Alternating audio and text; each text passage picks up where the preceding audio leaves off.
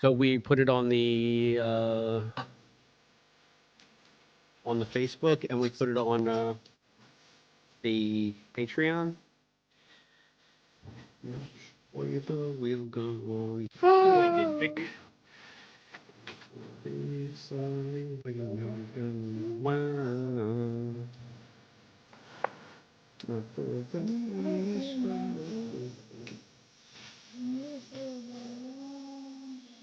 YouTube now live on your channel, section 31. Okay, so I did now get a I notification that forget you're live. how nice romance is. Yes, we're live.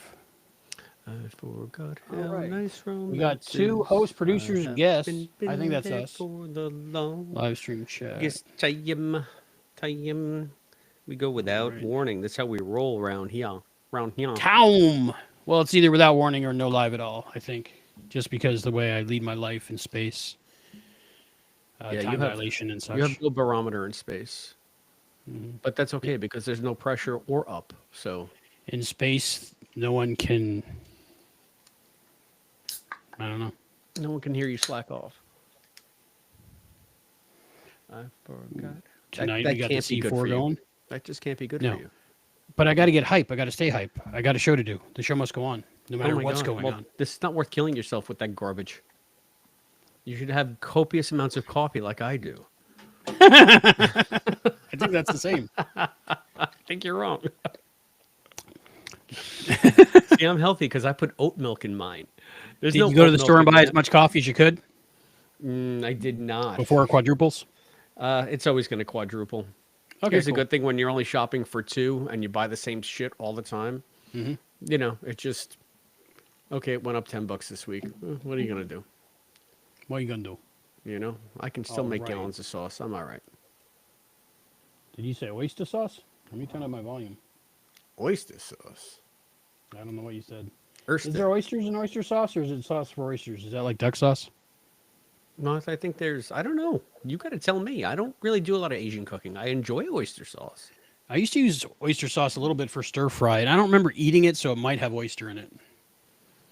I had one Like day. when I We should maybe. worked You want to save this for the show? Well, we're live. People can hear me. Yeah. I had a bloody Oscar, which has oyster sauce in it, and I liked it so much that I had another bloody Oscar. And then I liked it so much I had another bloody Oscar. I was in our resort in Cancun, and we were waiting for our ride to get to the airport, and it was pouring out, just absolutely teeming with rain, like sideways. It rains in Cancun? It was it was the last day that we were there, and it was pouring out. So we were in like this little club room waiting for our ride, and I just kept ordering these bloody Oscars because it was pretty early in the morning. So I thought it was like Bloody Mary, and they Right. went down so good. And then about 4 hours later, I'm in the airport in Cancun, sick, like just nauseous to the gills. I don't think I can look at another bloody Oscar, but that clam sauce, that clamato juice, sure was delicious. So I It's think weird, that's right? It's different got- than that's different than the clam sauce that you're talking about, though. It's weird when like something a little nasty is really good, but then you have too much of it, and the nasty catches up with you. All right. Church Place Rundown, Section 31. We are talking about Section 31, if you haven't noticed. S31. So when, I'll save it for the show. Maybe not. So when Billy Joel says, when I wore a younger man's clothes, he's just talking about when he was younger, right? He's not just changing into random people's clothes. It's a metaphor, right? It's a metaphor for when, yeah, but that wasn't him. That was the John at the bar. Is a friend of mine. When he wore a younger man's clothes. Yeah. I thought it was and when he I wore says, them. no, he says, but he's Oh, John quoting the says. guy. He's quoting the guy. I understand now. But I don't know if that That's was where- Sean at the bar. His friend of mine. He gives my drinks for free. He's quick with a joke. There's a lot of stuff. He said, For "This is the killing me." longest time. Smile around with her. Like a movie store. I get out this place now. That wasn't John that said that. Paul's real estate no list. Look at Paul or Navy, still in Ringo? the Navy. Probably will be. Hey, Jamie. Looks Oh. like we got a Jamie with us. I think it's just this guy came up to him and said, "Son, can you play me a memory?" I'm not really sure how it goes, but it's sad and it's sweet. Jamie Knew it- Thabeau is Knew in the it, house. knew it complete. when All he right. wore younger man's clothes. Hi, Right. Jamie. Now were they mentioning thalidomide in the song too? That's in We Didn't Start the Fire. He just Right. a litany of stuff that happened throughout the mid to late 20th century, You essentially. know what's so weird about that song? Thalidomide Like when we was a hear big that, thing. it brings back a flood of memories, but like future generations hear that and just hear gibberish pretty much. Yeah, well, I mean, I think he did it to encourage people to learn history. What I learned about thalidomide. Thalidomide, flipper babies, right? Yeah, I didn't understand what the issue was, and it wasn't until I was researching stuff for my DeFlipside segment, and I learned that there are left-handed and right-handed molecules. And the thalidomide Okay. came up when they used some kind of, I don't know what it was, something to, I don't know, something to aid pregnant women. And it turned out that Right. the people who Yeah, had the left-handed nausea. molecules or the right-handed so they didn't Hmm. realize it's harmless when it's right-handed or left. It's harmless in one state and deadly dangerous to these babies with their birth defects in the other state. And they didn't Is that like realize things that. that is that like things that cause cancer in California? Like you I can't use them in California because they cause cancer in California? They cause cancer. Yeah, red dye number 3 especially. Yeah, it causes cancer if you're in California, so don't eat that if you're in California. Years. That was in Peggy Sue Got Married, right? I haven't All seen right, I Peggy put a Sue Got link in the Married in chat. 35 years. Okay, Peggy let's Sue see Got what Married. we got. Who do we All right, got? now I'm getting all the windows together. Yes, we did not know if we were going to go live tonight, so we We were just trying to decide decided. between no live or no notification. Jamie was So we, always Jamie who joined us live. I don't know if she's still with us, but she is a frequent responder on the QLP Facebook oh, page, if I nice. recall correctly. Yeah, tonight we're streaming on the QLP Facebook page, in case anybody missed us. We got some more Quantum Leap stuff coming up, but for now, you get to see us talk about Star Trek, Section 31. Are you ready to go, my friend Chris? Oh, I've been ready to go since 7:30 this afternoon. Woo! No, that would be the pre-evening. Or The would that be the pre-evening. evening? I think that's evening. That's the evening, yeah. But it's afternoon. Everything is technically afternoon unless it's Late in. noon, right? Wah, wah, wah, wah, wah, wah, wah, na, na, bum, All bum, right. na, na, na. I can't see the chat. Where's the chat? You got to go over to the right and hit chat and then go to live stream chat. And that'll bring all our different socials where we're streaming into the same chat. Wow, you're smart. You're wicked smart. Wicked smart. Wicked smart. Chat, chatty Cathy. Studio Catty. chat. Yep, you should get it there in a little bit. I put all kinds of links. I see like 8. There's like 8 messages, but I don't see them. Oh well, we'll figure it out. Oh, yeah, because I don't think if you're not in there, it doesn't like go back. So I might have missed a couple too. I don't know. Yeah, but okay, nothing's popping up. Somebody, but leave it's a good for message now. so that I can see it. Yeah, Willard's in there. Hi, The Willard. omnipotent Willard. And Jamie and Trexploration and Albie. I think that's both of us. So that's us. All right. All right. I got my trivia questions. I think I'm asking you. My Trek and Tell is behind me. I don't really have a section 31, so I'm just going to pick a rando. Random. I did my claps already. Rando-dando. Did you do any claps? Oh, All that right. enough? That enough claps? Good enough. Good enough. Clappity clap clap. You got the clap. See what you did there. Hello, Trek Explorers, and welcome to Trek Exploration. I'm Albie. And I'm Chris. He is Crispy. I am Cool Ranch, and both of our drips got Riz, and we're talking about Section 31 today. How you doing, Chris? I'm very confused, but I'm going to take what you just said as a compliment. Yeah, always. All Okay, compliments. Cool. My drip is Um, Riz. You hear that, everybody? yes. My drip is Riz. 100%. Hunted. Keep it hunted. Keep it a buck. I see, Star Trek's been around for what, 58 years now? A million years and counting. So it's got to kind of change with the times. So I figure we got to change with the times too, and kind of understand what the young kids like Philippa Georgiou are talking about. Yeah, she is. Yeah, she is. She got her finger on the pulse of everything that's hip, especially and in the outskirts of the Alpha quadrants. That much we know. outskirts. That much they've shown us. So Yes. All right, today we are talking about Star Trek Section 31, the movie. the movie. Original air date January 24th, 2025. Holy crap, that's the future. That's 10 years past the future. It's How does that happen? crazy. Yeah, don't The ask future's me. 2015 as far as I know I mean, it when I learned it. happened much more organically than this film did. So, All right. Story by Bo Yeon Kim and Erica. I should practice these ahead of time. Lipidit, Lipoldi, I got to call it up now. I don't know what you're saying here. I have Erica Bo Young Lipol. Kim and Erica Lippold. Okay, that's French, I think. Screenplay by Craig Sweeney and directed by Olatunde Asunanami. I like him. We can never say his name right. No, I have to learn it because he's prolific in Star Trek lately, and Olatande Asunsanmi. yeah, I like that. Asunsanmi. Great guy. I love seeing his interviews. He's a really cool dude. And he, you got your two swirlies in there. Did you notice those? Oh no, you know what? I probably did at the time. I was like, oh, Chris is going to see that one. So yeah, I think he spun at 360 twice, but only twice. Today in chat we have the omnipotent Willard. Yes, I see Willard. I see Jamie is in the chat as well. Hi Jamie. Hi Willard. Jamie, it's like romper room around here. How's it going? All right, we have a lot to do. If you're first time joining us, I'm Albie, he's Chris, and we're talking about Star Trek. That's what we do, and we're talking about the movie Section 31 now. And I think before we do our recap, let's do our first impressions, and we'll save our tangents till later, until we suck them in, the new people. We'll get new people all the time. New people all the time. So, Chris, I'll ask you first, because I don't want to influence you. First impressions, first thoughts about Section 31, the movie?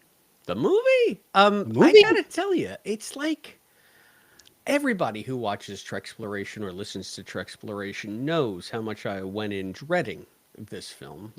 Knows that I'm not a huge fan of Michelle Yeoh in general, especially not a fan of her work in Star Trek.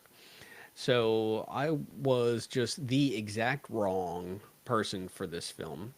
And I gotta say, it wasn't as screamingly terrible as I feared.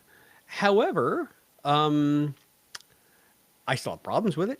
And Michelle Yeoh, if you can say that she acted all right, this is probably the best performance I've seen her give in Star Trek.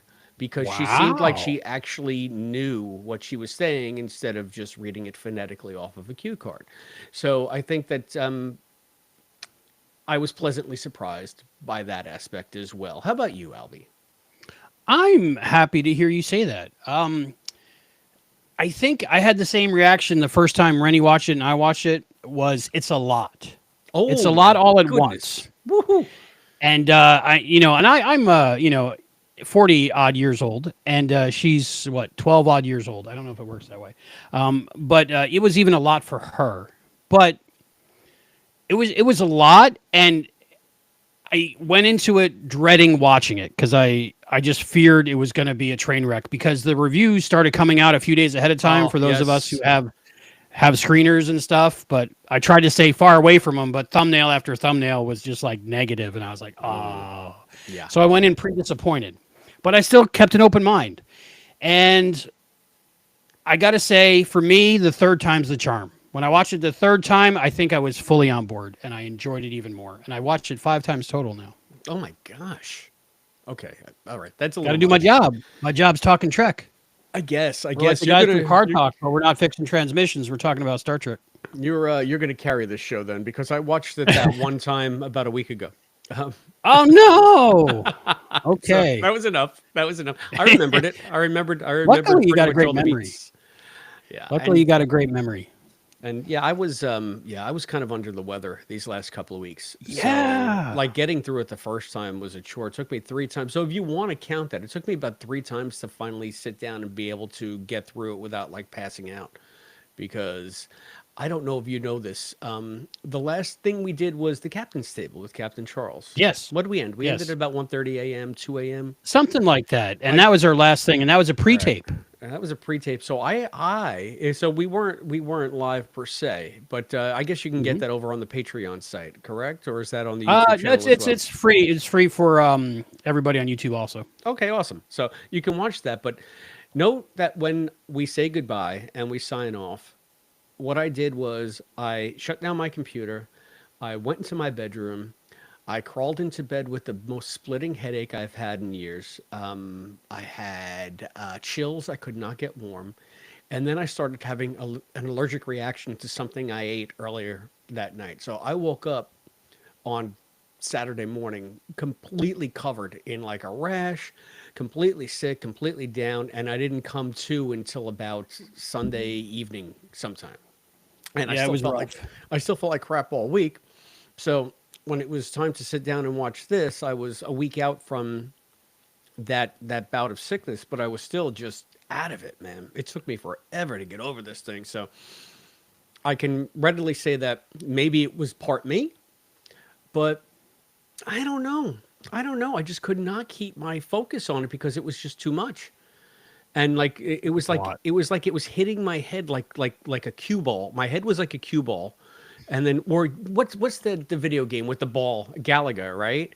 And you like you Okay. shoot the stuff and like all the rockets go it's almost like a brick breaker kind of thing. Yeah, That's yeah, what yeah. like all this stuff that it was throwing at me, the sensory overload just kept on bouncing off my head like my head was the brick that they were trying to break. And I couldn't do it. And then I had a moment of lucidity and I finally got through it. But I don't know that I could get through it again. So It gets better. I It gets hope better the more times you watch it. I hope you had a better week than I did, is what I'm saying. I did, but I was lonely because you're my only friend. That's not my daughter. And you weren't doing so good, so I had no one to talk to really. So Yeah, no, um, I was completely incommunicado for the most part. I was just when I didn't yeah, have to communicate, I was just on the couch. yeah. Blah. Like day So 5, I was like, "Is it me? it's always you. It's Never always wonder. me." Never Well, wonder. the It's splitting always you. headache, the splitting headache was probably me. I have a lot to say about that, and I think it stems from this didn't start out as a movie, and I don't think it finished as a movie, and I think they were wrong to use the term movie. But we'll dig into that more. We got some messages from the omnipotent Willard. Hi, Willard. Uh, the omnipotent Willard. He says, "Well, I was wrong. Chris has a better opinion than I did."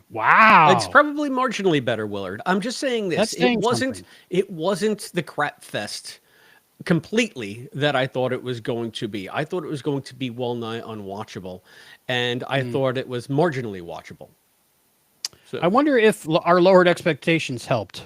lowered Patience. I'm still looking for that expectations. app because I need to meet somebody. Willard says maybe I need to watch it 5 times to like it. No, I Uh, don't think so. I'm telling you, it gets better every time because I think it's like if you read a book that you don't understand and like Brief History of Time. I'm not comparing it to Brief History of Time because obviously they're opposites probably, but the more you read it, the more you understand it. So I think the more I watched it, the more I understood what they were trying to go for, if that makes sense. But Yeah, I you caught that shouldn't have all to in the do that first to review a try. movie. Yeah, You, you're more intelligent than I. I don't Okay, think so. I so think that you purposely do that. I think you we're just say differently that you don't intelligent. get it. How about that? We're differently intelligent. I'll We'll say that. agree to be differently intelligent. I like that.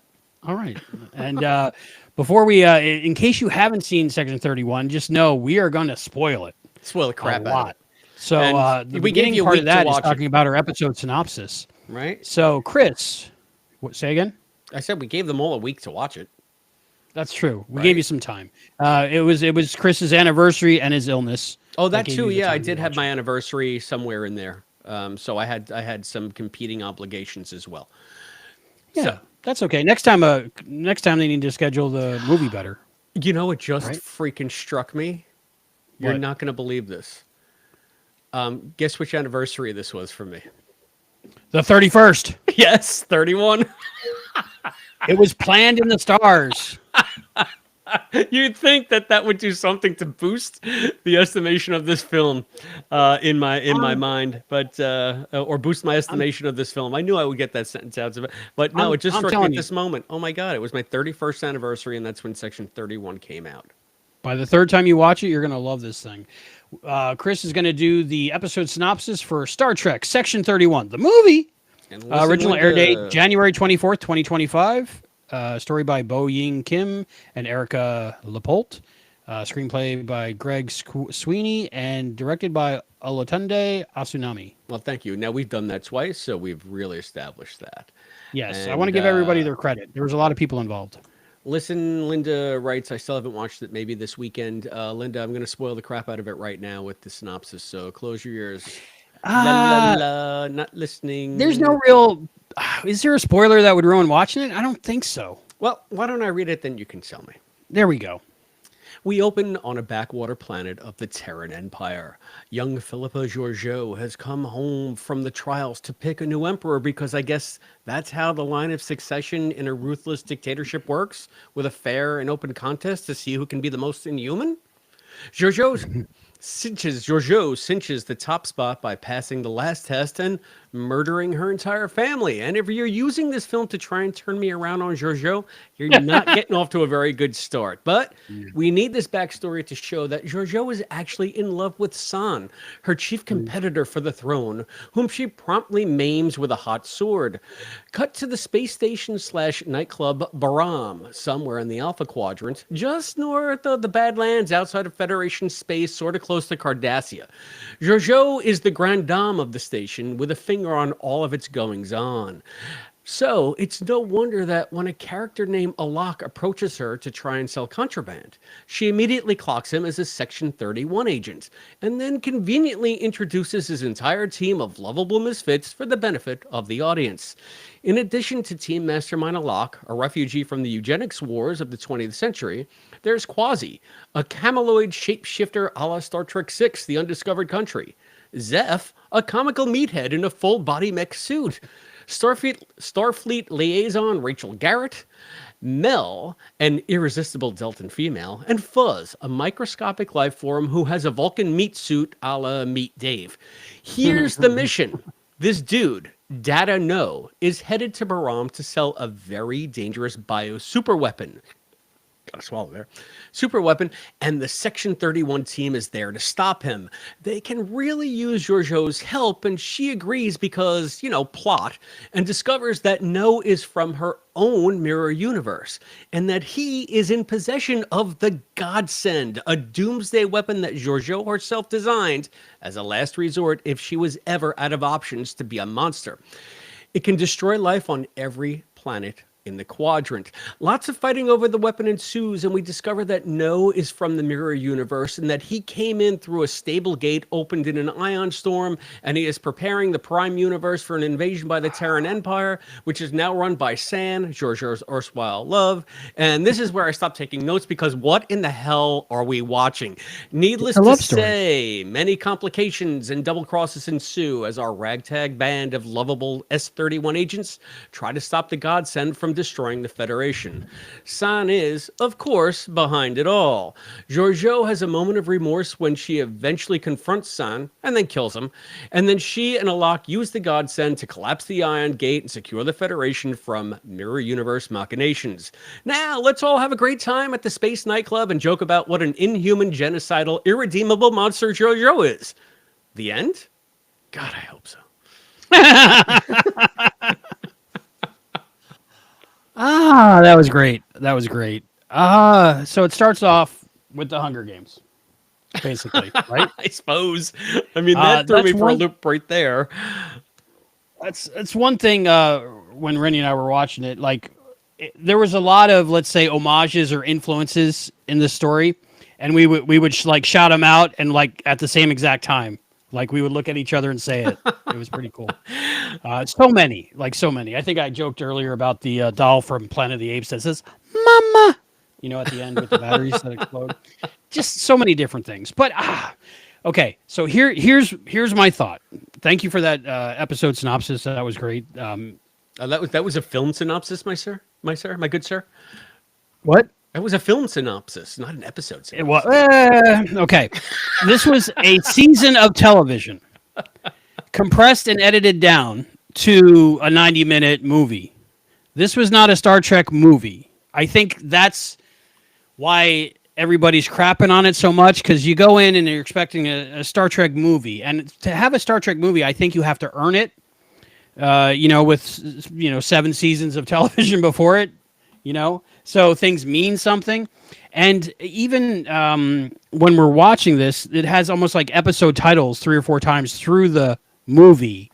And it just seems like the reason why there's so much is because it's a season-long arc, and they just hacked it up to make it fit in 90 minutes. So like I feel like if it was given the breadth of like the 10 episodes to tell this story, it would be much more appreciated. But the fact that they took those 10 episodes and put them into an hour and a half, I also appreciate it because it didn't, imagine if we saw a season of Disco in an hour and a half and didn't have to suffer through all of it. But so like I'm conflicted, but I think that's why it is what it is. So I think instead of taking all the ideas they had, picking the best and making a movie out of it, they took all the ideas they had and just compressed it all. Because it was just like it was like watching a serial put together, like 15-minute episodes back to back to back to back to back to back. What do you think? I think I don't know if they did that, then they must have really oversimplified it because, as I mentioned just 10 minutes ago, I was half dead when I watched this, and I was able to Okay. write that synopsis from memory. So, I mean, aside from the names and stuff, I had to look up the characters' names. But I mean, Mhm. so it wasn't all that, it was a lot and it was frenetic and it was fast. But in the end, the plot was so by the numbers, simple chase, reprieve, chase, let's rest, chase, character moment. It was just mainly sound and fury signifying nothing. I know I use that term quite a bit, but I like William Faulkner. I'm sorry.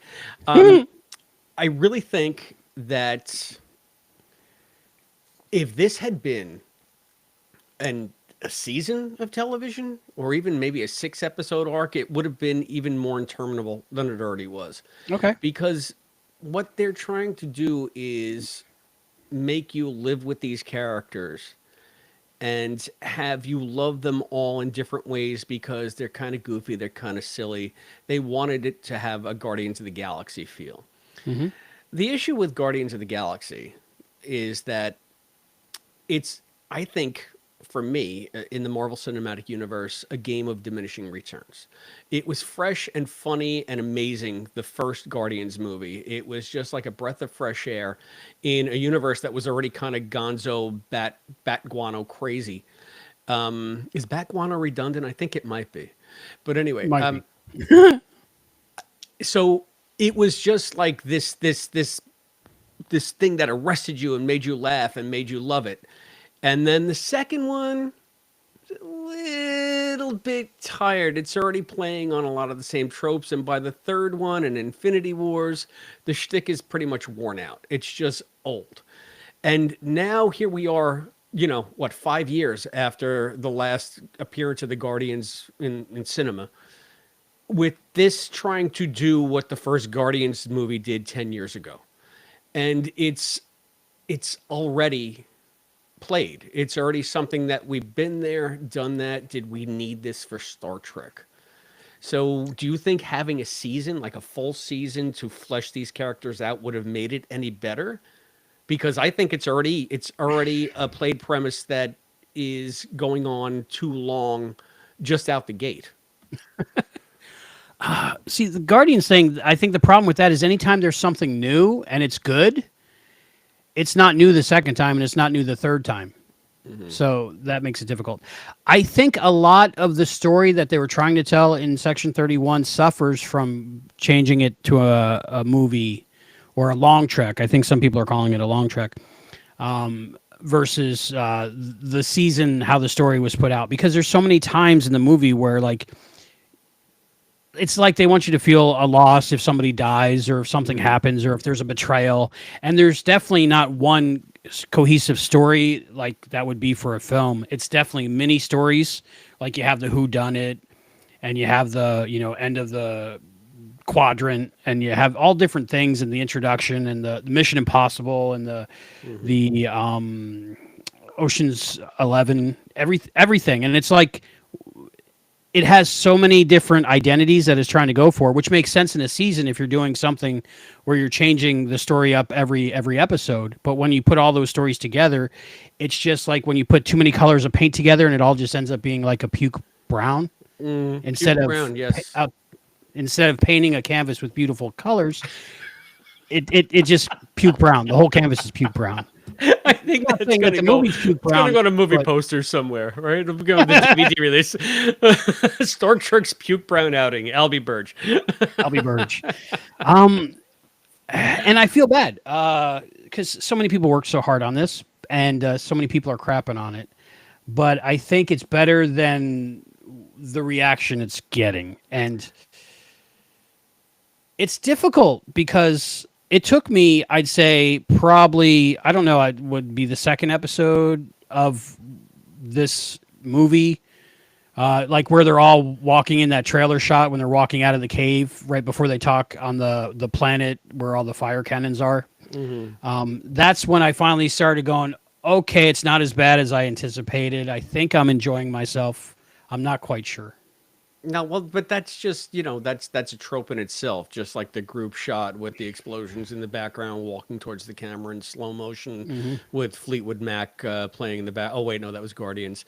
You see what I'm saying? It's like we've seen it. We've seen it a dozen times. Those hero shots. I think they even made one of the few funny things that I think Will Ferrell did was an SNL video where it's like cool guys walk away from explosions or cool guys don't look at explosions, and you just have like these action heroes walking in slow motion with big Hmm. explosions behind them and they're completely non-phased by it. Yeah, you can't look. You got to be Yeah, cool. yeah. So I feel like that is just shorthand for, hey, dumb action movie that will Hmm. be broadly palatable to someone. You don't need to know Star Trek. This isn't really Star Trek, even though it says Star Trek in the title.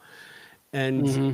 I feel like at least they had the respect for the franchise to put Star Trek in, as opposed to like the first couple of seasons of Enterprise where they didn't have Star Hmm. Trek in the title. And quite frankly, I read why they kept Star Trek out of the Enterprise title. Anyway, the reasoning that Rick Berman gave, or maybe it was Brandon, Berman, Braga, Braga, Berman.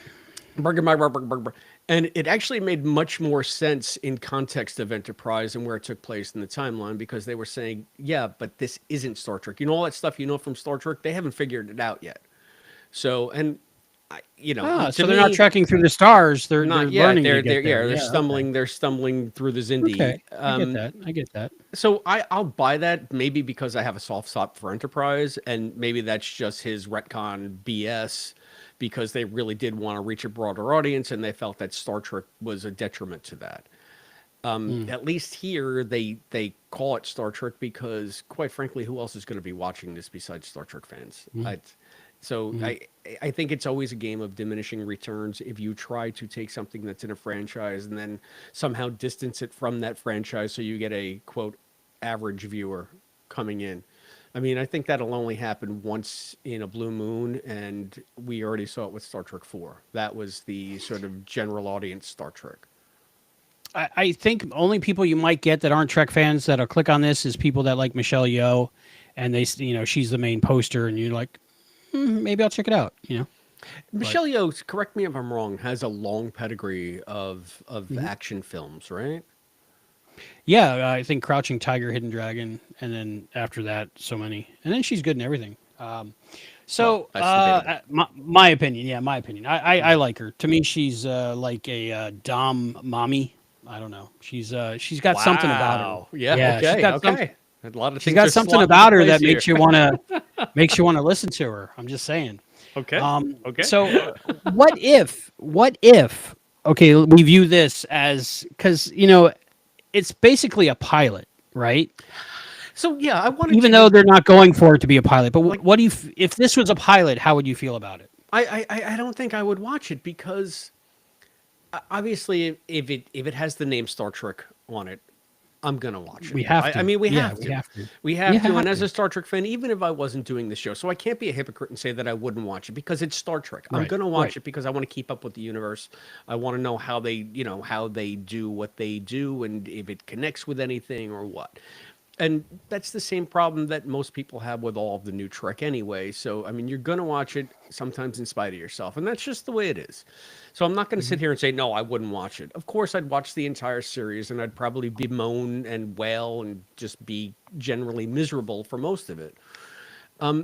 I want to know why you think that this was a whole season. This really did feel like a pilot episode to me, maybe with a more action oriented ending thrown on. I think that they took what would have been just one episode and condensed a lot of the character work into these snippy, snappy things so that they could put a ton of action in it.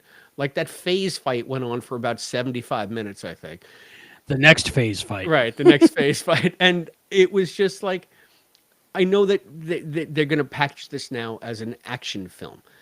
I don't think that what we saw here could have been sustained over a season. I really think that this was meant to be the entry point into a longer season, maybe with 2 or 3 episode arcs. You would hope that would somehow be unified at the end, because you got to think that it's going to be a caper of the week type show, especially with the way it ended. So I feel like they left the door open for sequels to this if they wanted to, but that was just baked Oh in yeah. from the beginning because it was going to be a show. So Well, yeah. I don't think this When was a season condensed. I think this was just a general pilot that was repackaged as a film. then mission not accomplished, job poorly done, because there's way too much going on, and way too many stories in it. And it to me, it just seemed like 20-minute episodes, or the best of each episode strung together from a way bigger story.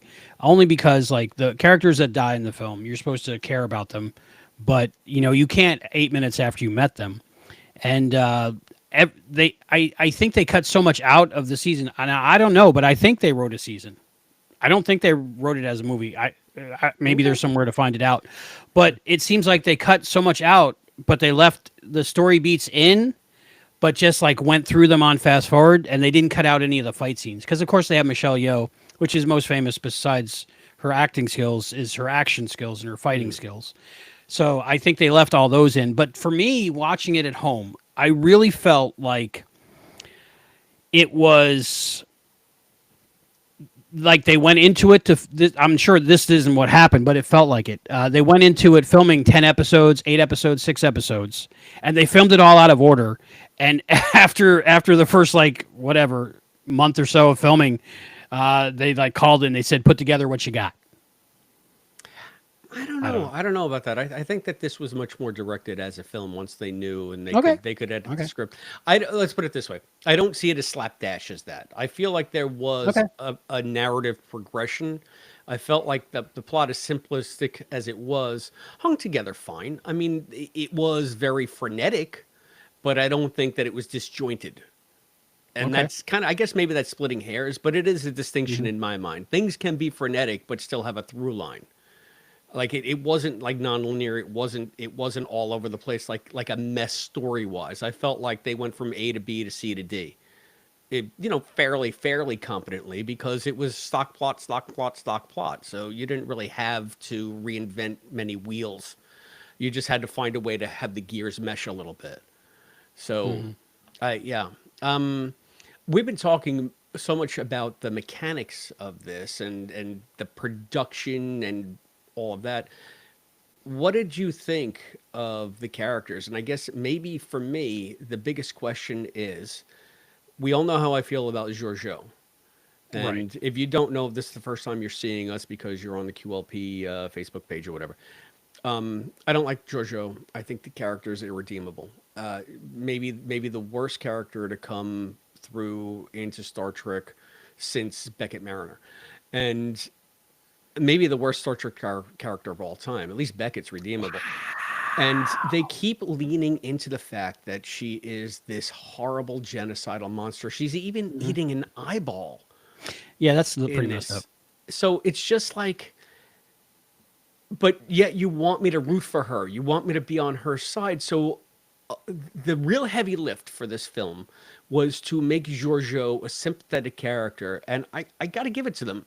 They had the guts to not pull any punches in the beginning with her killing her family to show you what an irredeemable monster she is. But then as the film goes on, we're supposed to think that she has remorse because she had this love story. Or what did you think of the character arc of Georgiou? And I know I talk about it a lot, but do you feel Georgiou is a redeemable character? Let's just start from the baseline. Like where is she in your head, and then what does this movie do to alter that if it does alter that? Philippa Georgiou is unapologetically evil, I think. But with the origin story that they tell, and I think it was Miko Martinu, sorry, I'm saying that wrong, who played young Philippa Georgiou. That little prologue, I enjoyed it because it seems like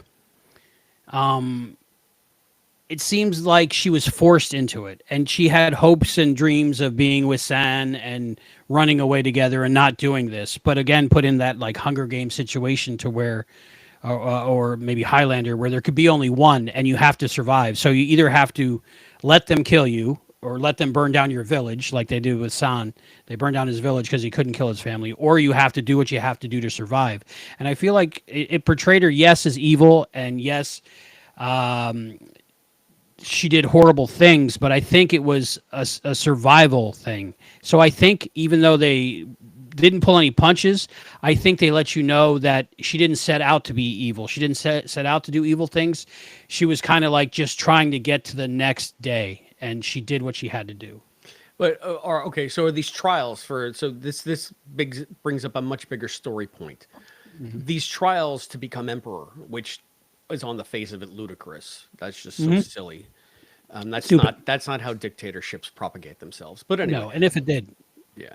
So so was she just conscripted at random, saying fight or die, win or die, or did she volunteer? Because you got to figure, especially in a Terran Empire where your life is probably crap unless you're in power, mm-hmm. you know, you would have multiple people flocking to these open trials to be the new dictator. Again, I still can't wrap my mind around just that concept because it's so dumb. But I don't think they. I don't think they which said, but my no, feeling they didn't was say. like They didn't say. people were like stolen out of villages and put into this competition, and it's either like you survive or you die. See, And if you and see, survive to the end, like Squid Games, you win. maybe had they, you know, outlined the circumstance under which she was in this contest. Did she do it of her own volition, or was she just who was picked from that village in that region of the empire, forced to go and represent? That changes everything because if she was just a lovable, humble shoeshine girl, and Hmm. then they were like, you're in the Hunger Games now, step Right. up, then maybe it makes her marginally more sympathetic because it wasn't her choice. But with the way That's she what I felt. relishes, okay, and I'm thinking that it's anyone who wants to volunteer because there'll still be no shortage Could of be. candidates, and the people who do volunteer will likely be better candidates anyway because they want to be in power, Right. and they will be as ruthless as they need to be because that is their goal. So I see it opposite. I see it that she Okay. volunteered because she's just an evil person. Okay. So And that might be a thing, like if it was going to be a series where we'd have more flashbacks, because the actress who played young Philippa Georgiou, I think she did a wonderful job, and she was well, she was great. good. Yeah, she was real good. Yeah, she was great. So I would like to see more of her going forward if they had, or if they do a season. Like, I mean, that's on the table, but I don't think after the action it got so far that's going to happen. But maybe that's something that they would flash back again and show you how she got into it or something. So maybe they left that door open. Yeah, maybe.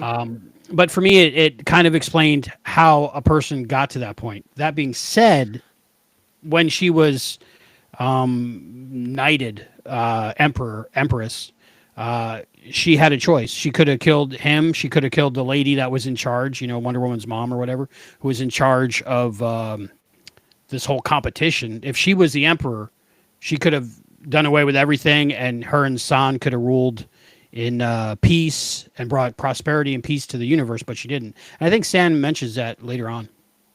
I think he does too.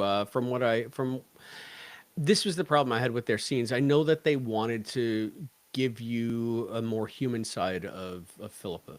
So the cheapest, Yeah. quickest, easiest way to do that is to introduce a tragic love interest. But at the same time, like you said, if she's emperor, she can do whatever the hell she wants. So Right. she says to this guy, kill all of them, then kill yourself.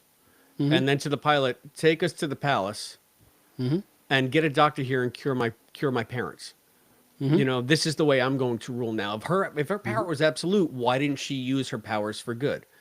Oh, because of what? Because of what trick? She's got Hmm. no limit to what she can do. She can murder populations. She can coerce anybody to do anything any way that she wants. I don't know if maybe we're giving her too much credit for being able to think outside of the cultural norms that she was raised in, and maybe it just never occurred to her because no one's ever done it before. I mean, it took Right, Terran Empire. Even It Spock took needed Kirk a convincing, while right? to convince Spock, yeah, Yeah, because they needed to learn to think in a different way, and there was no Kirk giving her the Kirk foo. yeah. And you got to remember at this point, she's probably numb to everything she's had to do to get to this point, and also in a state of shock of what she just did to her family. I guess. And again, they made it so that she had no choice but to kill her family. It's like it's the trolley problem: either kill your family or kill the entire village. Yep. So what do you choose? And it's just Hmm. like, again, to me, that's kind of cheap because it ultimately takes. I guess it gives it a wrinkle. It gives it a nuance. And I don't want nuance because, again, I don't want to be forced into thinking that there is some way in which this character is sympathetic. Well, all that being said, I think the writers were challenged with, okay, this is the person that is like not supposed to be liked and the most evil person that we have in this era. But she won an Oscar and she wants to do a movie with us and a series. And okay, how do we make this character sympathetic? So I think the people who wrote this stuff did the best job they could as setting her up as a sympathetic evil character. Yeah, and that again to me that's an impossible path to walk, Right. especially with the way that they insist on writing her. Hmm. You said right up top that she is what unapologetically Yeah. evil. Hmm. So if you're going to have this character that will never show any signs of remorse or responsibility, taking Hmm. responsibility for the horrible acts that she's done, or even it just affecting her in any way outside of someone that she was, quote, in love with because it's just a cheap emotional string to pull. Why do they always insist on going back to square one with her? It reminds me of the scene in Disco when they're in the 59th century. And Time to drink. yeah, time to drink.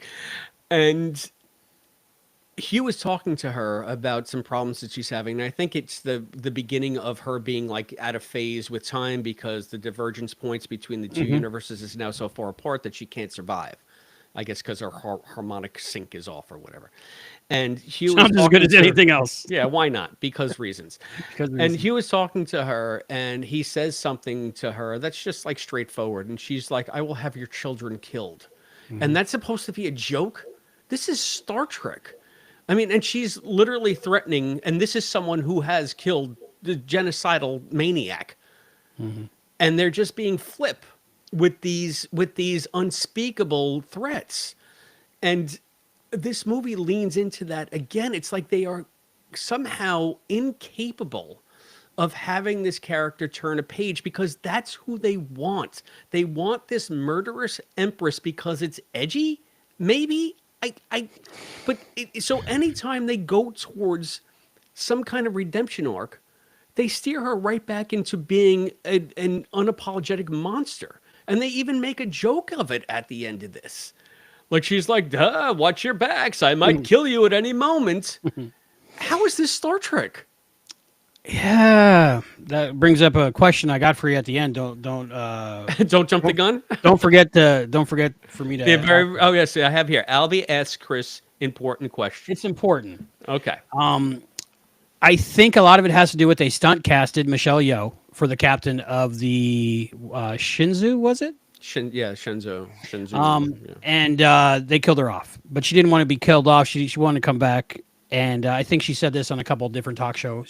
She's been making the talk show rounds before the movie and a little bit after, which was awesome to see her do different interviews. But I think that what they did to bring her back was they pulled her from the mirror universe and instead of an alternate universe, so they had to make her the opposite of who she was, and maybe that's they kind of got stuck with it. Yeah, but here's the thing. So you got lemons make lemonade. You have someone who I'm the in the minority who doesn't think she's a very good Hmm. actress, but Michelle Yeoh is lauded for her ability to act. I mean, Hmm. she has awards, multiple awards. She is And just I agree with them for some okay. reason. So you have that. You have someone Mhm. of that caliber, yet you keep on giving her the same stupid shtick because you want her to be a zinger machine. You want her everything to be quippy and catty and one-liney, and Mhm. then she saunters off. Why not give the character an actual arc where she starts out as this irredeemable monster and then comes more in center and then is completely devastated by who she was, and actually make it into an interesting story about change and growth? And oh, isn't that the entire reason fiction exists, to show you that people can change? It's all about character and character arcs and people being in one place on page 1 and being in a different place on page 101. But I they just cannot abide even the idea of changing the baseline for Georgiou. I think they could, and I think they started it off with the prologue in this. And I think if it went to series, I think, at least in my heart, I feel like we would see eventually that, like, those moments that Janeway had, maybe in her quarters alone or in her ready room alone, where she broke down and, like, really stuff affected her. I think we'd see more vulnerable times in the future when she's by herself, if that was happening. But maybe I'm just trying to read into it to give her more credit as a character than she deserves. We had 3 seasons of Disco to do that. They couldn't do it on Disco because the whole point of Disco, Take a Drink, was pissing people off that were watching the show. I disagree with that. I don't think that's why anybody puts on a show. I just think that, again, they have her in this box, and that's where they like her, and that's where they're going to keep her. And What happened? they don't. Whoop, everything going on? Everything okay over there, What happened? Albie? And we're Albie, live. and we're live. I think, are we still live? It says live stream chat. I see you. Do you? Okay. No, I don't. I don't. I hear you. Oh, you're gone. All right, and we're live. This is what happens when you're live. Albie, I'm sure, will be back in any moment now. So I feel like I'm filibustering as usual, but I got a lot to say about many a thing. And these glitches will happen, I guess. So, oh, there he is. And we're live. And we're live. I think my I'm video hoping back drivers up. decided to update at the wrong time. They should not do that. This is why I stick to podcasting. It's just easier. But Right. these video productions, man. All right. Where were we, sir? I was talking about Georgiou No. being generally shitty, but I don't. Yeah, I said I guess Yeah. my point was where I I left it was I that they had many seasons of Disco to do this, and then they just didn't for whatever reason. And I think the reason is they just wanted the character to be who this character is, and that's when we kind of got cut off a bit. I think they painted themselves into a corner with Georgiou, and they're trying to. They would eventually get to where it is a story arc, and we would see a little bit of redemption, maybe. But I don't know if it's going to go forward. But if But it was, I would like to see that. you talk about them painting themselves into a corner as if it was an inevitable thing. These are all choices that they made. I mean, scripts go through how many Disco. revisions? How many Disco. revisions? Yeah, but you can't just say disco and like it's waving the magic wand of badness. So like that's honestly that's just another bullshit excuse because disco. Mm. No, it's just they they had choices and they made the wrong choices. And I don't think that it was because they wanted to piss people off. Do you think they did better in Section 31 with Giorgio than they did in Disco? I think Michelle Yeoh did better in Section 31 with Georgiou. I think that the writing was largely the same, but she somehow sells it just a little bit more in this one. So if there was ever a redeemable Georgiou, I guess this is the first bare glimmer of it. And so I guess the answer to your question is they did it better in Section 31. Okay. And this is only the first episode. It's not a movie. It's not a movie. So that's just like the prologue and talking about Giorgio. I mean, we haven't even gotten to the Ocean's 31 thing or anything like that yet. Do we got any thing to do before we continue? No, Or would you like to save that for later on? So what are we saving? The some Like feedback? where people can find us and all Oh, that sure. Why don't we jazz. do that? We never did that up top like we usually do. No, we're just so excited about Section 31, the movie. The movie. So yeah, I mean, we've been talking a lot about this, but we want to know what you guys out there in TV land think about all of this. Is it Star Trek? Is Georgiou redeemable? Let us know. You can comment right here on our YouTube channel. That's youtube.com/at Trexploration. If you happen to be listening on a podcast feed, come see us on the YouTube channel. We try to make this place our hub of fan discussion and of listener feedback. You can also go to our Patreon site. That's patreon.com/Trexploration. You can find us on Instagram at instagram.com/ Trexploration Pod. I guess that's at Trexploration Pod. Probably. You can at Trexploration.bluesky.social us. I'll find us on Blue Sky. You can TikTok where we're Blue doing the floss dance. skies, Is the floss smiling at dance still a me. thing on TikTok? I don't know. Yeah, we got to do the dancing so I Right, can the edit TikTok it together dancing. for the There we go. TikTok. We'll do the Yeah. Trump dance. So we got the TikTok dance going here. You can email us, trexplorationpod@gmail.com. You can buy us a coffee and support the show there at buymeacoffee.com/Trexploration. And you can always send us anything your little heart desires to the P.O. Box. That's P.O. Box 542. Bayport, New York 11705. And speaking of things coming to the PO Box, I want to thank the omnipotent Willard once again The omnipotent Willard. for sending us. If you didn't see the captain's table, he sent us coffee. He sent us coffee and some coffee Yes. mugs. So that's something that you can do, like send that kind of stuff to the PO Box. Something We that want is to much more valuable now. So don't invest in gold, invest in coffee, I invest guess. in Right? coffee. There's The not omnipotent coffee Willard proves in that his network. omnipotence. He knew the future. The Great job, future. omnipotent Willard. Okay, so he is our lifetime membership, the omnipotent lifetime member, omnipotent Willard, and we also need to thank our crew of intrepid Trek explorers. They include our cadet, Listen Linda, our lieutenant commander Scott Seligman, and cosplay dad, and of course Captain on the bridge, Captain Charles from Texas. Captain Charles. And we want to thank everybody else who's just watching, listening, commenting, leaving your comments on the YouTube channel. Please comment, even if it's something to say like you don't like my hair, because the more comments we get But I do like on his the hair. YouTube channel, that's why I picked it, because I know it's impossible to not like my hair. You see, Okay. that was Are you fishing for a loaded. compliment? Yes. Well, do I have to? No. But the more comments we get on the YouTube channel, the algorithm likes us better, and then we'll Yep, be recommended 3.1 per 100, more. please. Yeah, so Make it happen. True. please make it happen, and tell your friends about the show. It's Trexploration, two white guys talking about Star Trek on the internet. Who would have thought? Middle-aged at that. So. Yeah, so we do have some feedback regarding Section 31 from Captain Charles from Texas, but I want to save it to the end because I don't want our comments and his comments to sort of pollinate and interbreed. I Okay. want ours Yeah. to be I ours haven't and read his them to yet, be so I don't his. want them to Yes. influence me. I've tried to stay away from most things. So, I mean, I think I left off where we were. You wanted to talk about something besides Georgiou because that was still just early There's so days. much, and I'm sure Georgiou will come up, but the character of Georgiou, I think that was important because I think that's what this is mostly about. And Yeah, then, it's supposed to be, right? so what did you think of the Mission Impossible Jamie Lee Curtis voiceover opening, like exposition dump for maybe people that aren't Trekkies that are watching this?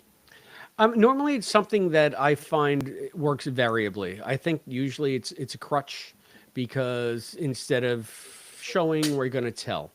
But again, Right. if you have a lot of stuff to lay out in a very short time, it can be done well. I mean, that's essentially what the first act of every Mission Impossible is. Yeah. It's them giving you the briefing of what the mission is, and let's get on with it so we can get to the fun stuff. I think it works better in Mission Impossible because that's very much a directed, mission focused type of entertainment. Whereas you keep saying like Ocean's 31. I think that Yeah, the the heist Ocean's part. but the Ocean's movies, they do the show, don't tell. So Right. everything in Oceans is completely character driven, and that's why I love all of those movies. I mean, Original's the Ocean's- best, I think. Yeah, I like Oceans 11 and 13. 12 you can keep for the most part, but I like the first and the third one. 14's good. But OG 1960s was it? I Oh, think I had the it I think had I had the poster at one point. Frank Sinatra is in there. Rat Pack, And, yeah, yeah, it's a whole Rat Pack thing. But anyway, I think yeah. that if you're going to call up, film franchises that do both methods exceptionally well, I'd say Mission Impossible is on one side and Oceans is on the other side. And I don't know if this threads a needle between those or not. For the character thing, it presupposes that they're going to introduce characters that you like. And for me, this was just a grab bag of very forgettable characters. Hmm. Do you want to go through them like one by one? Yeah, Like, let's go through how do you them. want to go through it? What I was talking about before we go through them, what I was talking about was that whole thing where I think was a big misstep, where is the whole point of the heist movie is they tell you what they're going to do, like they did, but they're telling you what they were going to do, but they're not going to do. So there's no point in telling you now. But and then the payoff of that is later on when things go wrong. Yep. You know they're going wrong because you know what the setup was supposed to be. But they included that part even though there was no necessity for it. I think just to introduce these characters, right? Yeah, yeah, I think you're right. And that was, yeah, I mean, they said, and this is how it's supposed to go. Yeah. But this is how it went. And then all of a Yes. sudden the Delton is dead. Yeah, let's go through the characters. Let's just say a name and let's talk. The actor. Alak, played by Omari Hardwick. He was the augment from the 20th century who apparently has eternal lifespan. Yes, 350 years or so. Yeah, but he was it's- asleep for most of it. Was he? Did they That- say that they he, found did- him he on a did say sleeper that. ship? He said, but I was asleep for most of it. So, Okay. so the thought was that he wasn't on Khan's ship, but it was another one of the ships that they launched the augments out of or something. I really enjoyed his performance. I thought he did well. I thought he did as good as Amari. I think he did as good as he could with the character. The one thing that bumped me about his character is when they went to the eugenics war and an augment. I was like, here we go again. I just literally rolled my eyes. I was like, another thing they have to get in here. Mm-hmm. Well, I can tell you this. I did like the fact that he said that he was from the 20th century, the late 20th century. So they're Right. sticking with the timeline temporal Cold War, temporal war, where we've discovered on Strange New Worlds that it's changed now. That Right. So this was the original eugenics as a war. fact, is a later edition. Like the eugenics Right. wars now happened sometime in the 21st century, and they're still shoehorning it in because I guess Because Star Trek. yeah, because It's like ChatGPT. Give me the 10 most things about Star Trek before I write this script. right. So, but did we need an augment? I'm not really sure. I liked Omari in the role. I think that he provided as much of a center as you were going to get in this film. He was sort of, maybe it's a thankless task, but he was the straight man throughout most of it. Yeah. But they also made him into a hero at the end. So if there was a least offensive character in this, I think it was his. I think the augment thing was maybe to give one of the characters like a superpower, because he's super strong. When he knocked, was it Data? No, Data. No, Data, Data. no. Data. One is my name, one is not. I'm not sure. For the longest time, I thought it was Data, not Dada. It's weird. I even read Data the first time I watched it, but then on the screen. But then again, I was wrong. I think he brought a certain calm and maybe gravitas that the group needed. Someone who was sane, in charge, and powerful in his just being. Yeah, a center. So it was good. I liked him. I don't have really much more to say about him. Well, the was thing is, interesting, they didn't give us much more to go with Yeah. there. So it's just like he's going to be the toughest nails leader of this. Someone's got to keep these misfits together, kind of thing. basically, somebody has to go around and collect the ragtag crew, right? Before they say, Yeah. "You son of a bitch, I'm in." And Quasi, I did like Quasi, played by Sam Richardson. I like the Comaloid. I like the fact that they changed it from just a morph effect to, it looked to me like what we see from the different kind of octopuses and stuff that can change from a starfish to this kind of fish to that kind of fish. in the space of 3 minutes, on the Nature Channel. As far as I know, octopuses or octopi cannot turn into starfish. Maybe some kind of squid.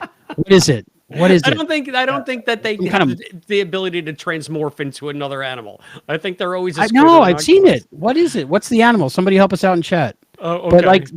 if you watch the videos, like they're like a piece of coral, then they're like a flat fish on their side, and then they're running.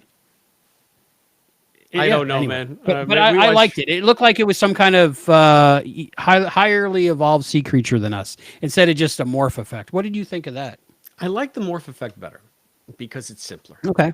I think that also if you're going to be someone who's like a cameloid that's Right. going to blend in somewhere unobtrusively, your morph effect better be quick and painless, just like it was in the Undiscovered Country. And I realize that you could have the Garth of Izar morph effect, where the entire universe goes out of Lord focus, Garth. and then all of a sudden he's Kirk.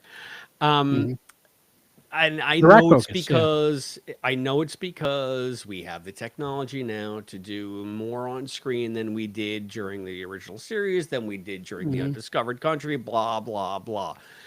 Hmm. I found the morph effect on it ridiculously attention bringing and Okay. awkward. I mean, he had to like what? So you have this cameloid that's going to morph somehow to get past the guard, but it's a process in which he completely loses shape, and it's just this series of lines collapsing in on one another. Bad CGI.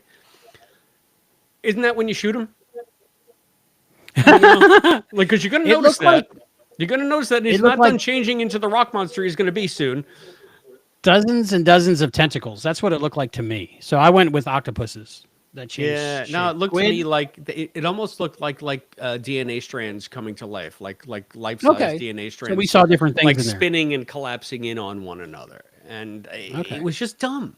It was effects for the sake of effects, in Maybe my opinion. In my there opinion, was a lot of effects in this and what did they use this character thing. for in this movie, disguise-wise?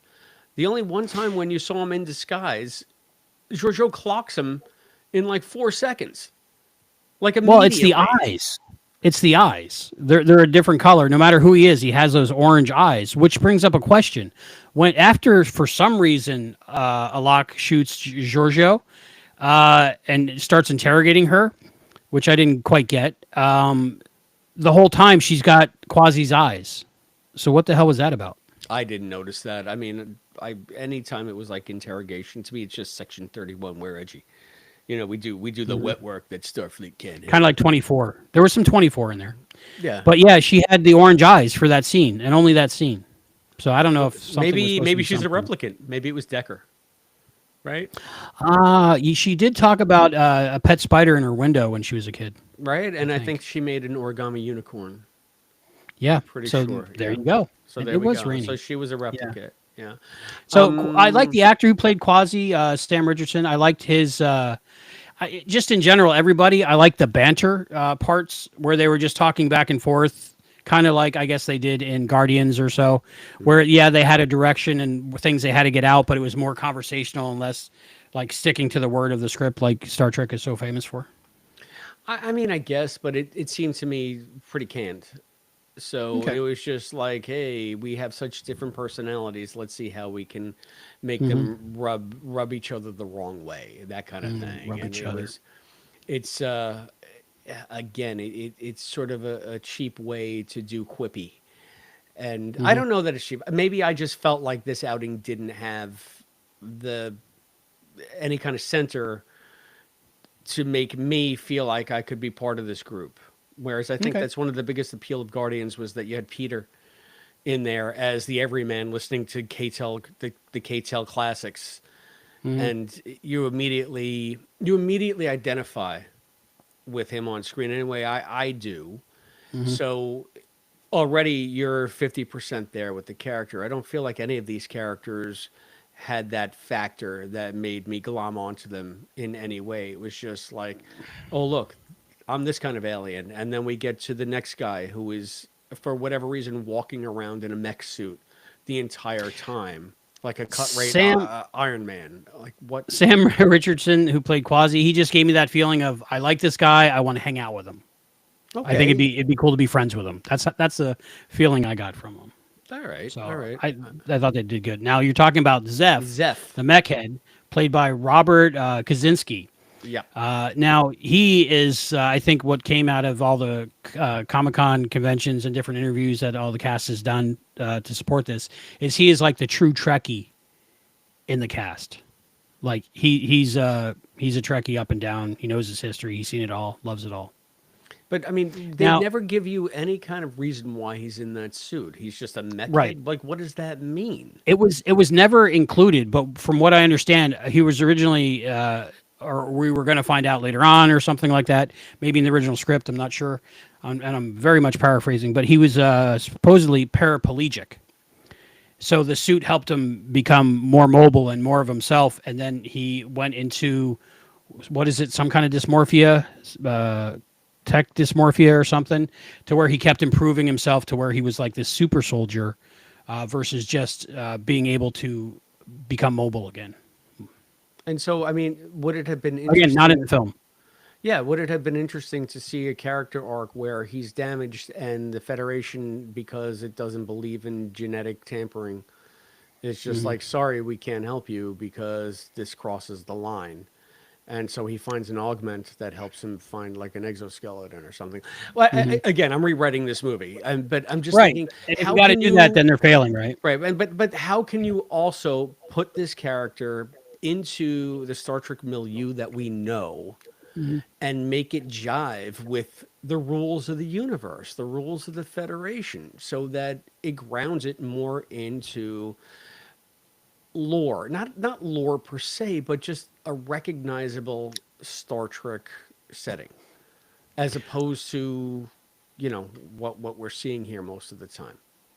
I think the thing that bumped me most about Zeph was how do you cosplay him? Because if you cosplay him, you're going to look like you're badly cosplaying a Borg. Well, that's what it was. And honestly, when I wasn't thinking Borg, I was thinking of Victor in the Zack Snyder Justice League Cyborg, Okay. because his costume and that his mech, whatever it is, it's not even really a suit, it's him, but it's so Hmm. chunky and clunky. And this Chunky, was yeah. also a very chunky and clunky. It just wasn't silver, it was black. So Hmm.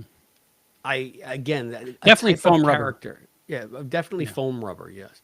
Now, but a Yeah. type of character that we've seen before in many different iterations. It's another stock sci-fi character.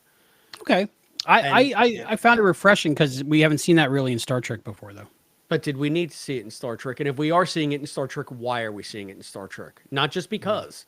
But that's everything. Everything we saw here was just because. It's the same reason why we had to let that be your last Yeah. battlefield alien. Maybe Zeph's allergic to blue light. That fixes everything, you know. It could be. Woo! And Retnox. And Retnox, so he has to Uh, have this suit. But the suit is him. Yeah, you mentioned the half black and half white. Let this be your last battlefield alien.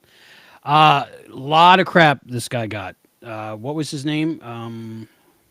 I don't know. He's the one that called Georgiou. Virgil. Virgil. Virgil, yes. Mistress. Yeah. I wrote, yeah, my notes are over there on the desk. So I had many thoughts on this. I like the character. You know, we only saw a little bit of him, kind of like the Alfred for Georgiou. And I think people were calling it out because the whole point of Let That Be Your Last Battlefield is they were the only two left at the end. Yeah. And I think I had theorized like maybe they pulled him out of time, or maybe I think you said something like that when he was about to die. They took him, and we were thinking all kinds of time travel stuff. But I think the thought I had maybe the second time I watched it, and I was enjoying Virgil. I think there's so many alien species that are just have a bump on their nose or a weird forehead or something.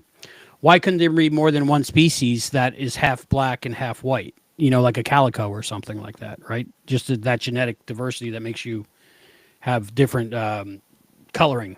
You know, so I, he might not even be a Let That Be Your Last Battlefield, or he might be just that's his the way he dresses.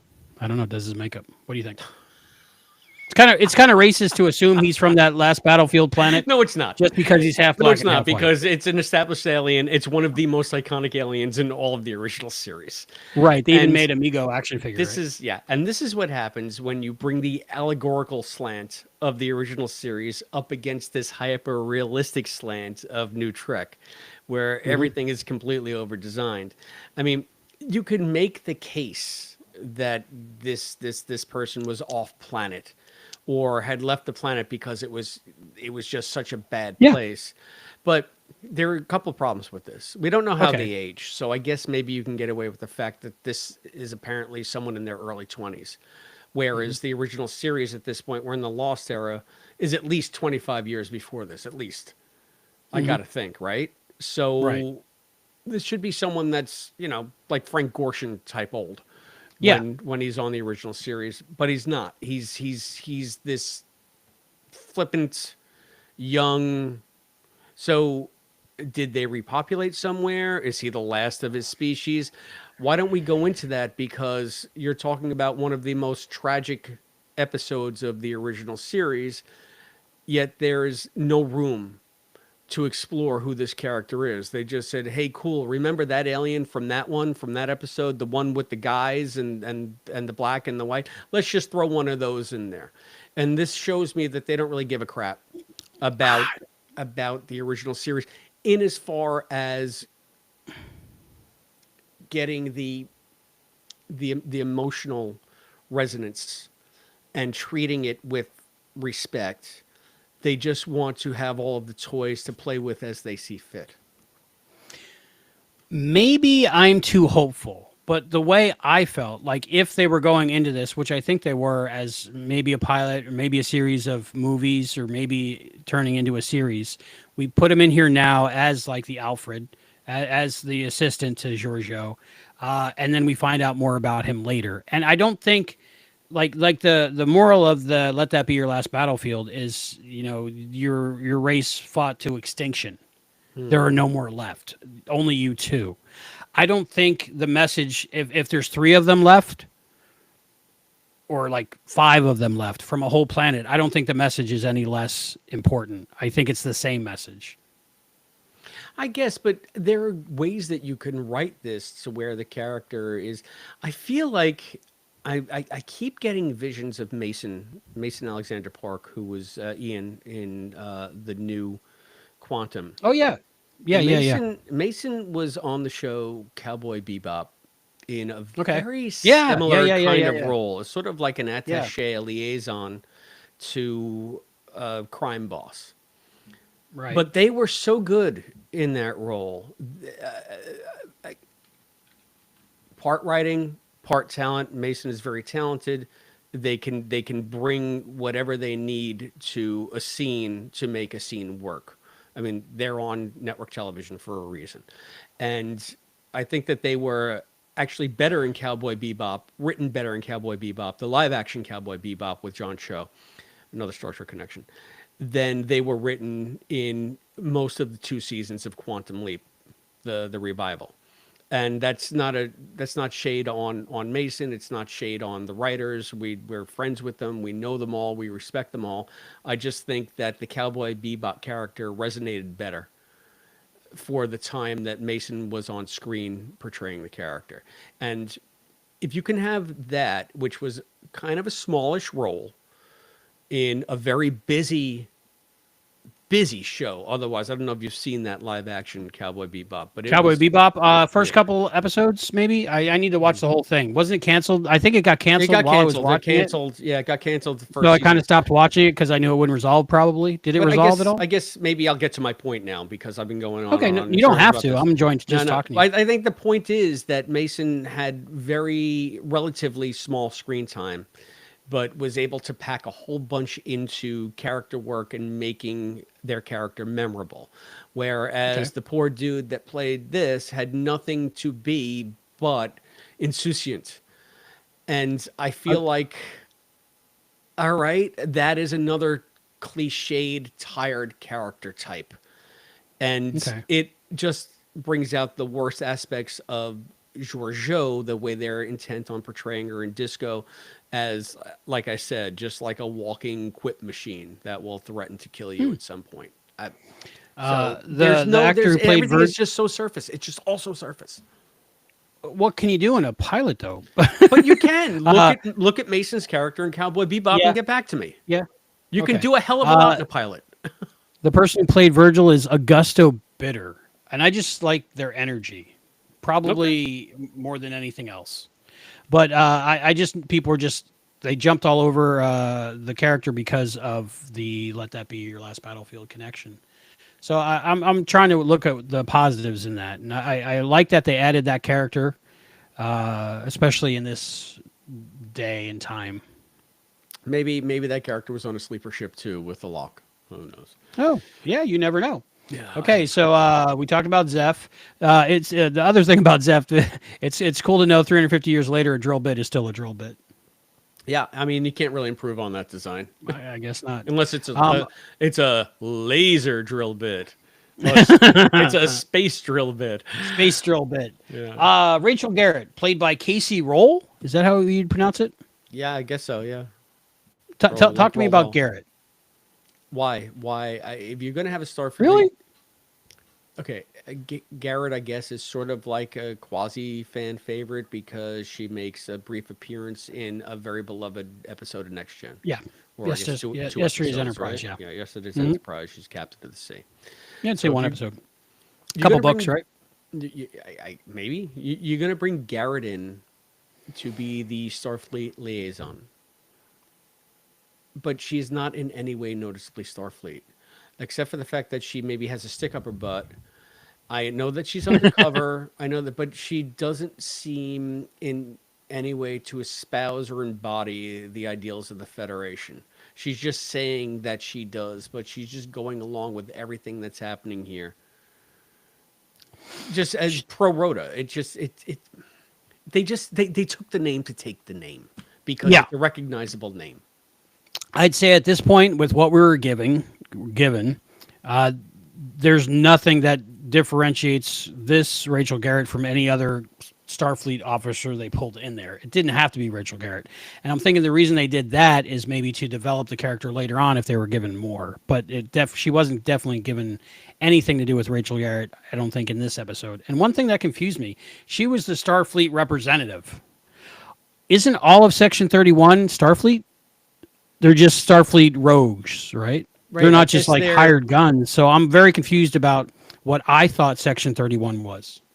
quasi Starfleet, like they operate outside of the fleet, so she's there officially. Like I guess is like the official eyes and ears of the fleet, maybe even the Federation Council.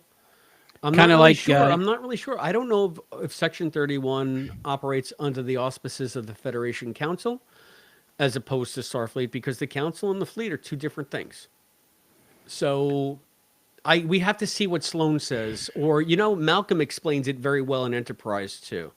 There's like there's a whole explanation of how Section 31 is formed and the stipulation within the charter. So I think it might be the Federation charter that allows for this, which means that it's more of a Federation Council thing, not a Starfleet thing. I could be wrong. would We could probably would she be Wikipedia like this right now.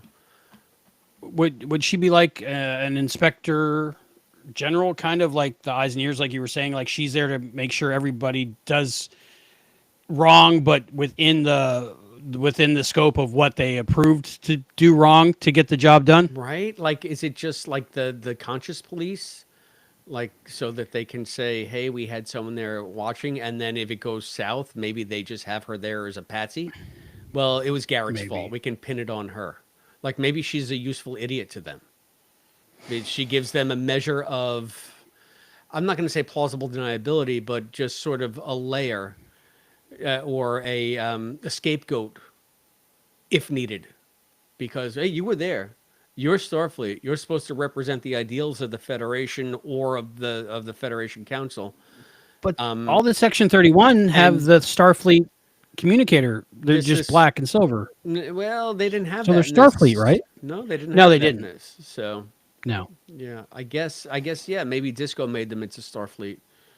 And maybe it's evolved since then because the operation that Sloan was running was nowhere near as visible as what we saw in Disco. So in my head canon, Section 31 has gone from like a CIA type agency that everybody sort of knows about to being pulling back and being more and more a shadow agency like the Like a Men in NSA, Black kind of thing. yeah, or a Men in Black kind of thing, like a like never say anything kind of deal. Fight Club. So So she's kind of like the Danny Kaye. I don't know.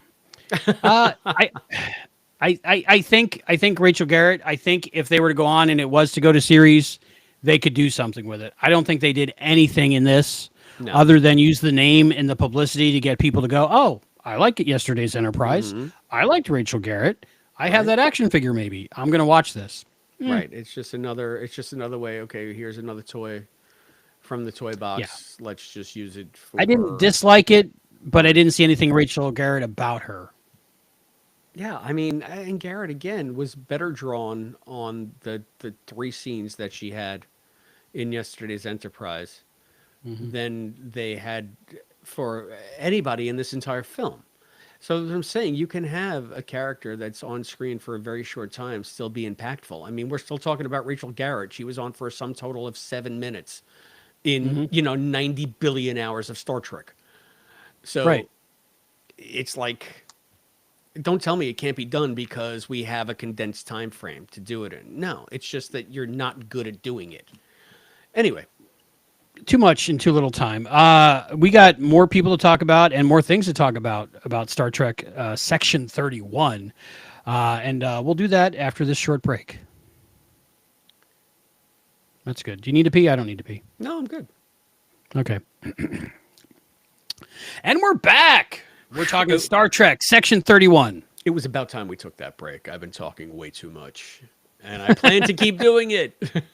Yes, that's what we're getting paid for, right? I Yeah, guess. we're getting paid, aren't we? I don't know. So, Okay, so we're going through the cast list when last we were here, and I think we made it up to. We just talked about Rachel Garrett, so we made it up to Sven Rygrok as Fuzz. I would say Sven Roigrok Thank you. I should let you read these things. You're a little as bit more educated. as You have a as degree in Fuzz. English. Well, no, I'm just I'm Fuzz. better I at can read faking it. Fuzz. Fuzz. So let's talk about Fuzz, Do we have and to? not the Fuzz that the Andorian had. Yeah. All right. So what did you think about this character they pulled directly out of Men in Black? The little alien guy controlling the robot. I was thinking Matt Smith in one of the seasons of Doctor Who when he was inside a robot of himself. He tiny Matt Okay. Smith running big Matt Smith, or Eddie And I think you said Murphy. Meet Dave. Meet Dave, yeah. Yep. So, quite frankly, and also, wasn't there a character like this in Total Recall? I think there might have been.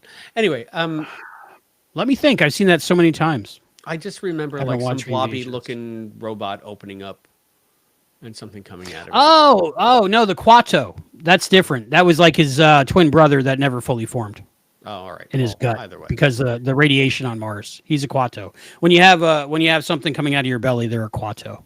I okay. No, I'm thinking of like some woman's head opening up. Oh, that was the bomb, right? I guess so. Get ready for a surprise. Okay. Yeah, 2 I haven't, weeks. again, I saw it in the 2 theater. When did it weeks. come out in the theater? When did it come out? I want to say 91, No, Total Recall. I think that's the product so. of the '80s. 89, 89. Somebody help us Anyway, out. I saw it. I saw Anyway, it back what do you then. think of Fuzz? I know I- Sean Ferrick from Trek Culture went on for about 8 minutes about how his accent was horrible and offensive. Oh, I don't know about that. I mean, Yeah, I can't listen, tell. he's an alien, so his accent is his accent. That's his. That's just his That's thing. true. It might have evolved over time and gotten to Vulcan that way. Yeah, Yeah, Vulcan, but Ireland. So why do we need to have a microbe alien walking around in a Vulcan meat suit or a Vulcan mech suit or whatever? So now basically we have a second character in a suit walking around. I again another stock science fiction character at this point. Mhm. that they said, wouldn't that be fun? Why don't we do this kind of guy and this kind of guy and this kind of guy and this Yeah, kind of yeah, I gal? could see that happening. Yeah. And so it's just like, so then and then I guess maybe the twist is they make Fuzz into the villain, right? So it's like this little thing. Oh, you didn't see that coming, did you? And maybe we did. I don't know, because they established pretty early on that he could fly out of that Vulcan's nasal cavity and get into whatever machine they want to gum up the works. So there Right. Data wasn't no. Data no. that wasn't that big of a mystery to me. Did you see it coming? Yes, I knew that Okay. Fuzz was the bad guy. The second that they started throwing shade on Zeph, I knew that it was Fuzz screwing with the suit. I just knew it, and I was right. Okay. So did you? Did you see it coming?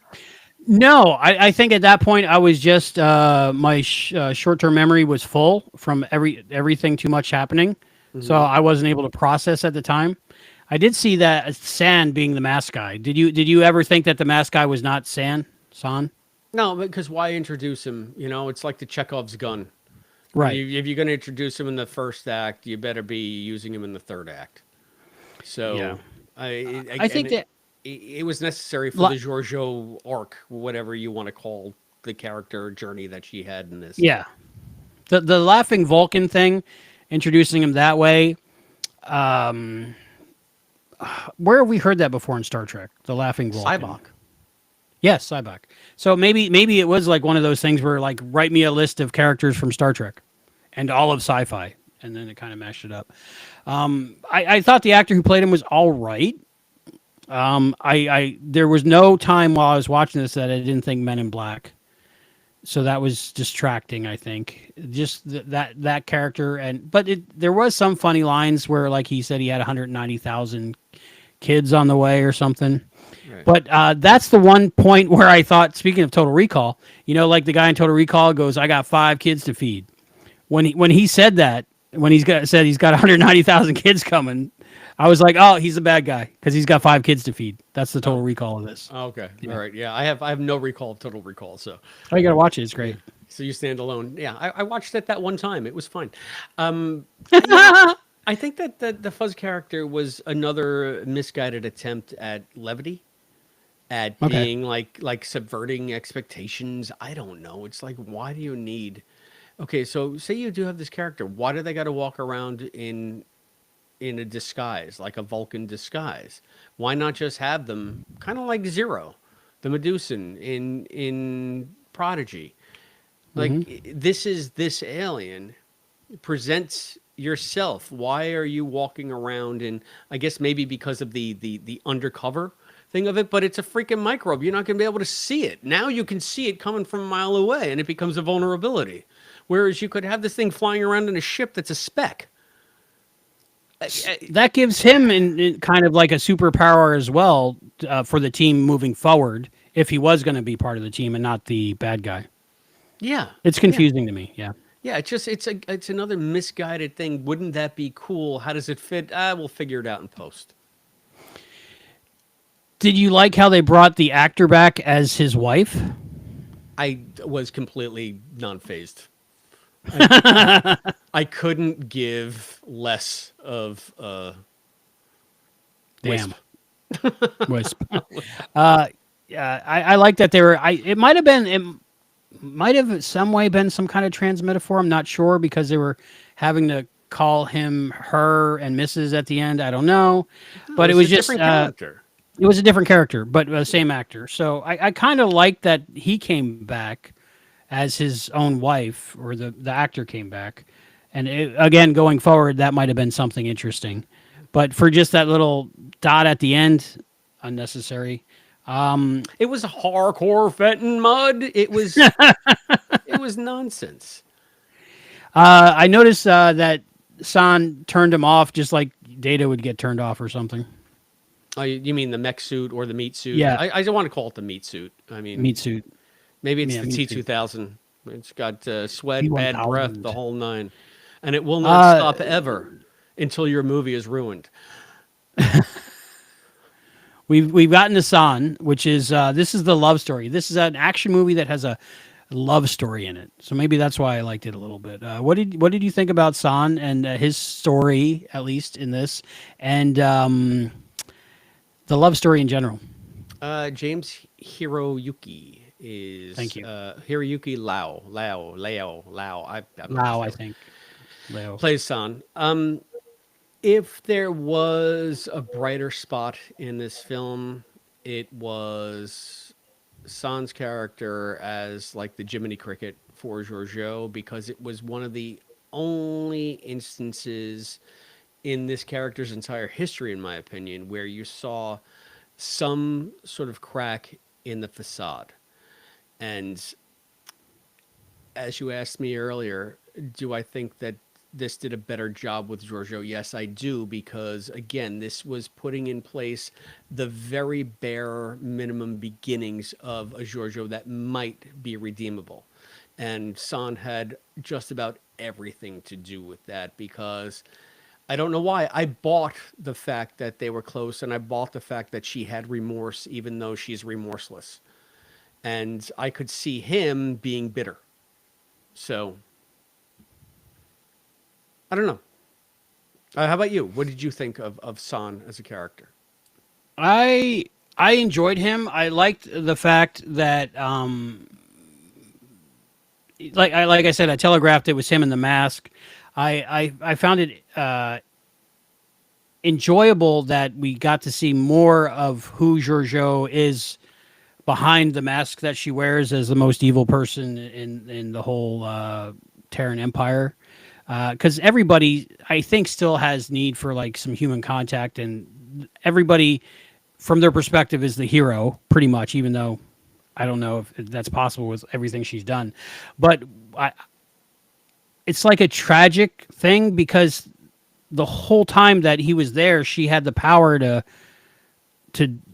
you know bring him up or with her, do something, and continue that love story. If she's the ultimate supreme ruler of this reality, why is he still in the position he is and have to do what he has to do? Yeah, yeah. And again, if I could see if you were going to have a dictatorship that was based on hereditary line.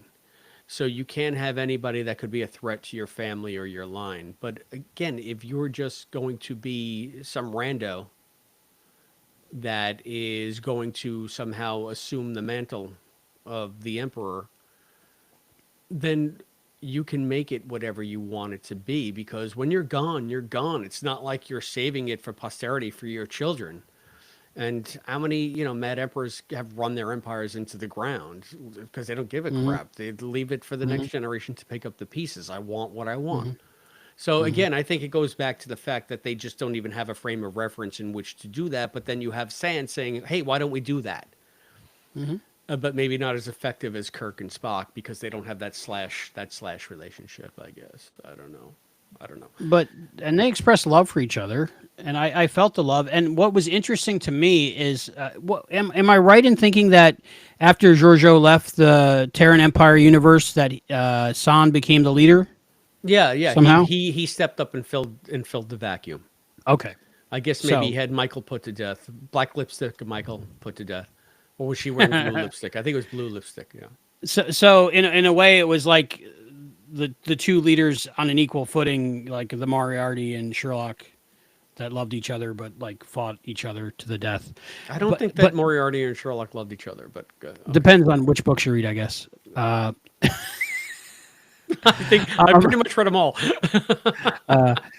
what I found interesting is they were basically fighting to the death over this whole God's end, and but after she killed him, or dealt the fatal blow, they went to this other level again of being connected and being really who they were in the relationship and not representing their two sides, which were again themselves.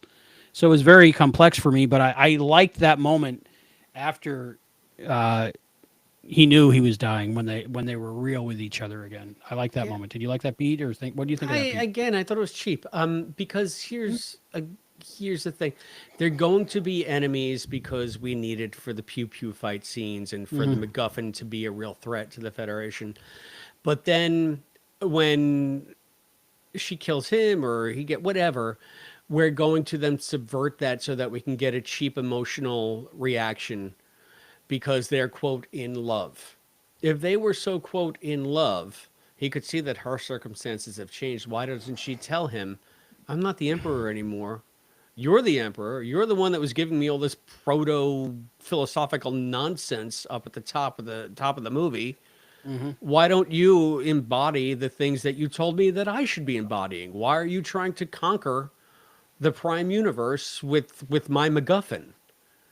I so many opportunities lost. I Yes. mean, so yeah, I And neither one of them are in the Terran Empire right now. So they both got away. They right, both they can ran do away. yeah, they can They do could be together. whatever they want, and yet they don't because we need it for the drama. And then I'm getting too serious. I mean, this is supposed to be we're supposed to be doing funny stuff, but you just keep pointing out dumb decision after dumb decision.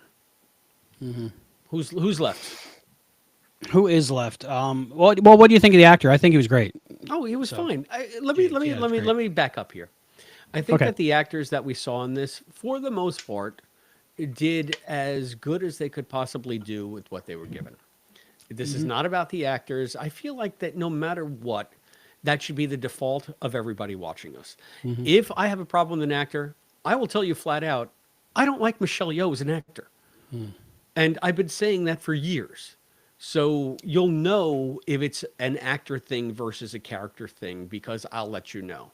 Otherwise, I think the actors are doing fine. It's just Hmm. that they don't have great material or no material, as you know, as proven by the Delton character Melee. I don't know, Yes. played by Well, I think Mel. Humberly They spell it out Melee, Mel but I think they're calling her Mel, so I don't know if that's a nickname. But Melee yeah, that Melee. goes along with what Rennie said. Her thoughts were, um, the costume design was amazing, and the actors were good, and that's the only thing she could really say good that she liked about it. And it was still a little So. bit too generic sci-fi and clunky for me, but a lot of the disco aesthetic I think carries over into that. It's just it's over designed and too busy. Mhm.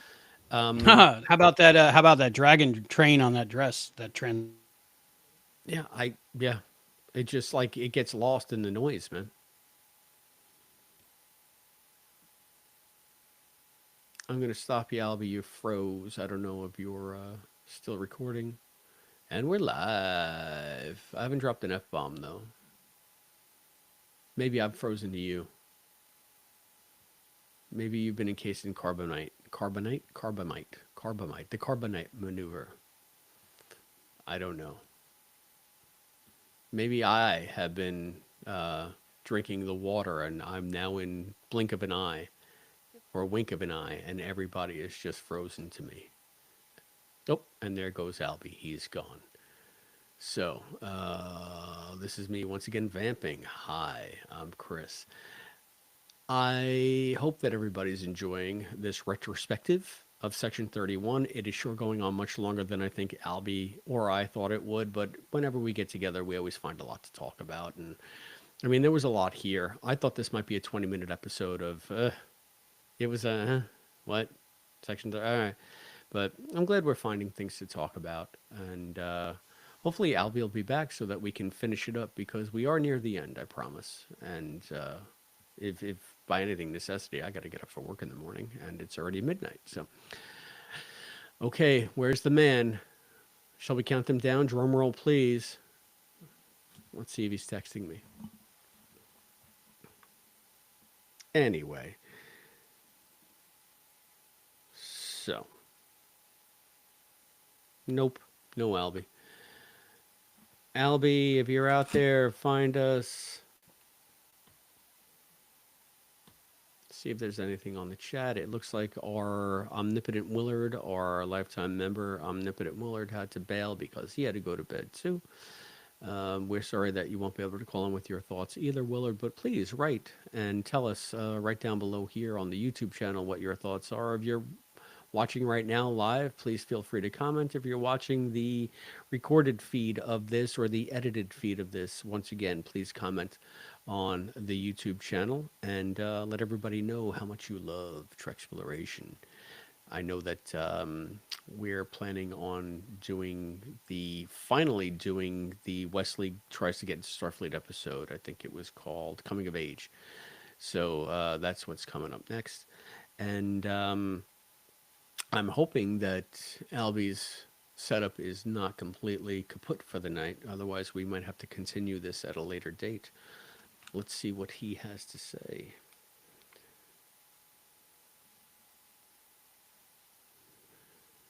This is all real time, folks. You can't make it up. Hey, are you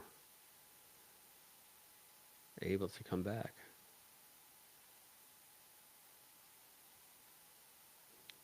I wonder if he's rebooting everything.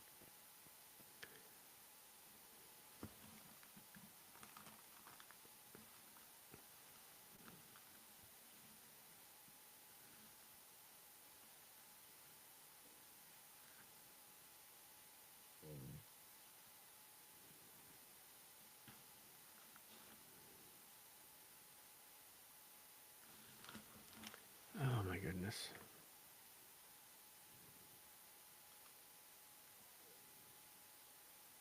Well, I just found a new feature on my phone and now I don't know how to turn it off. There we go. All right. Well, it was sent and he hasn't answered yet. So, don't know, gang. Don't know. If anybody out there is watching, somebody save me.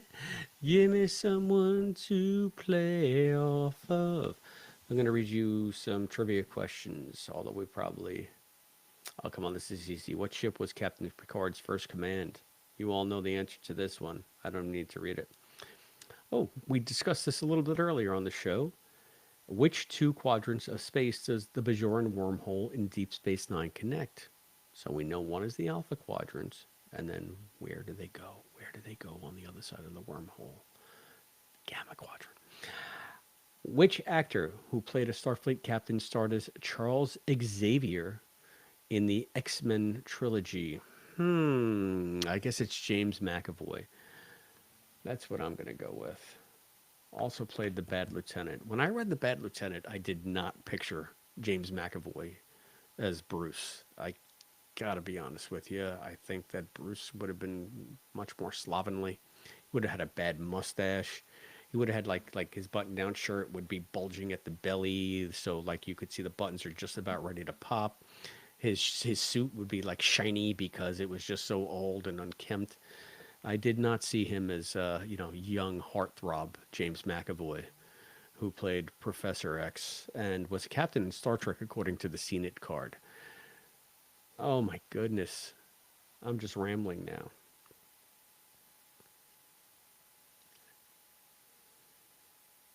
I think Albie is gone. And I don't know if I can stop the recording. It just says live recording, and everything's connected on his end. I can leave, and then everything will go black. Let me go to the YouTube channel, see how embarrassing it is for me here.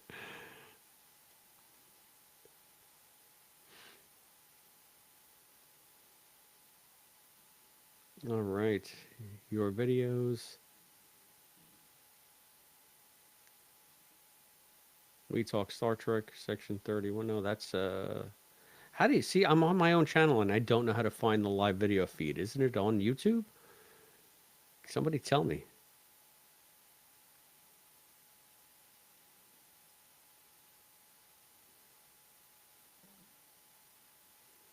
You all, let's see if we're live there. Nope. This is still the captain's table. Hmm.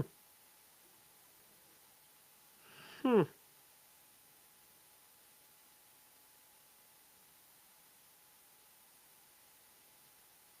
I wonder if we lost live because Albie got lost.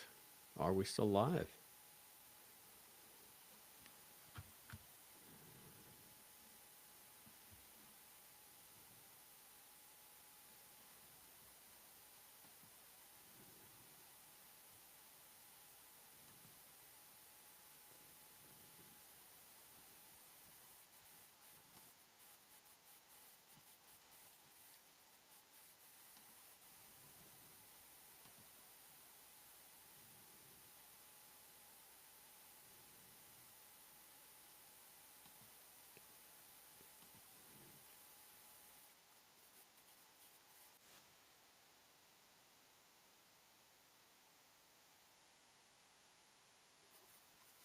MacGuffins.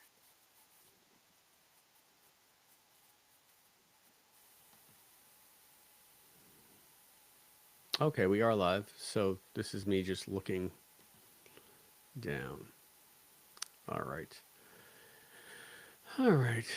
So, Fandom Entanglement, I can finally see the comments. Hey, Chris, haven't watched season 31, but I'm hearing it's pretty terrible. Yes, Fandom Entanglement, you're right. This is our good buddy Damon Sugamelli. And he's saying, we are. He's telling me, no, you are alive. I was too busy looking at the wrong feed, Damon.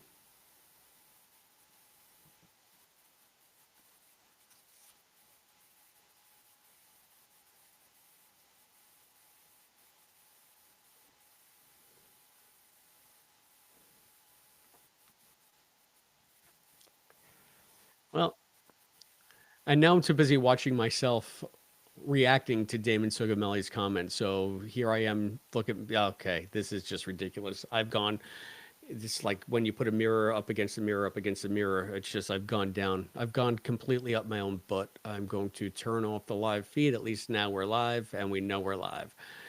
So, and turning that off right now. Okay. So I can still see me. I can still see Damon.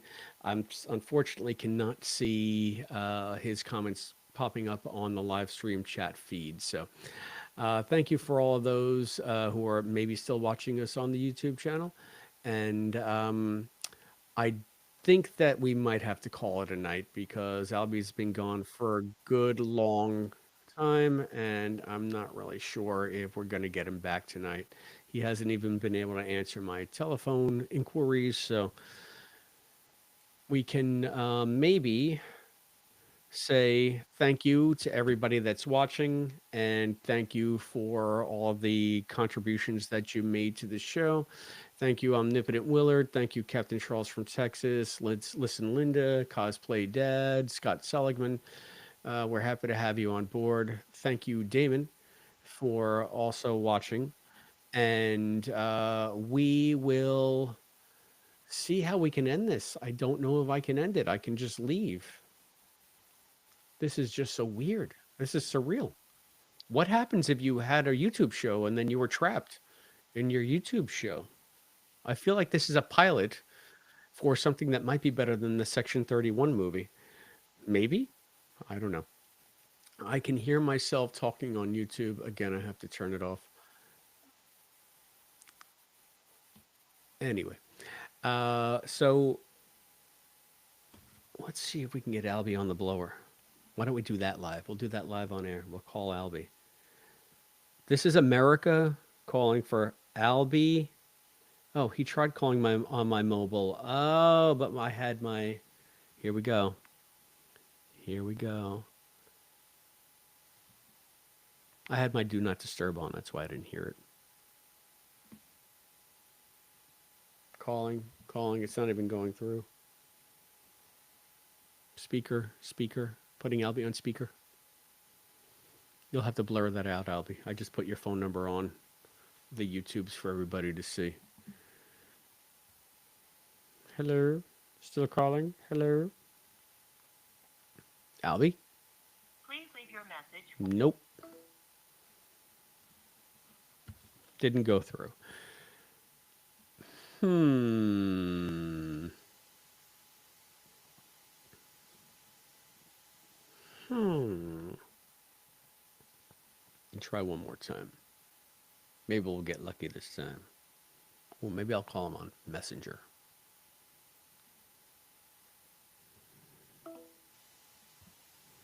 See what we get with that. And real time.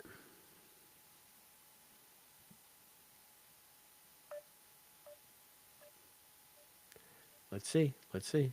Fingers crossed. Fingers crossed.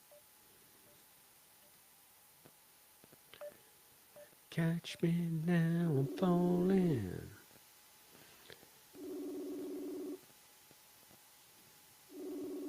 Catch me now, I'm falling. Phone's ringing.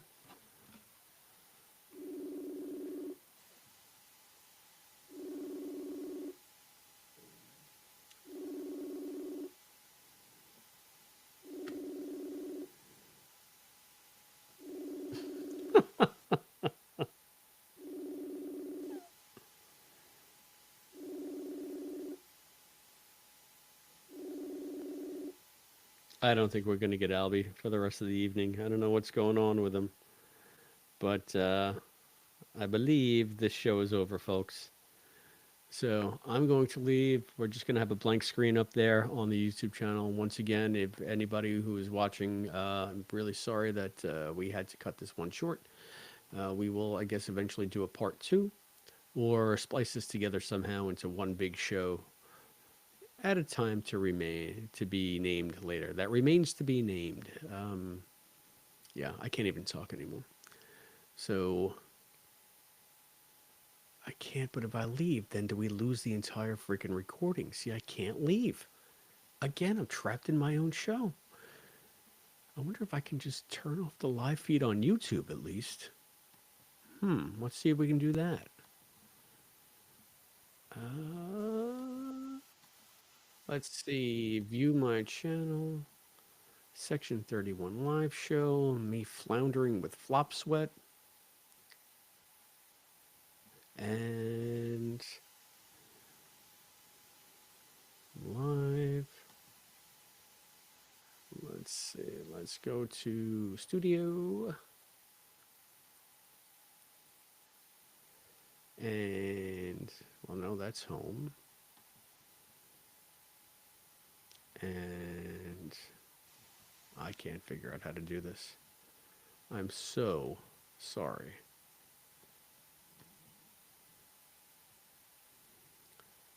Where's my studio link? Where's my studio link? Saying we got 3 people watching. I wonder who it could be at this late hour.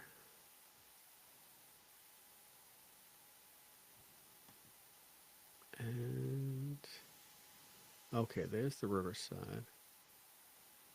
And this is some real good stuff here.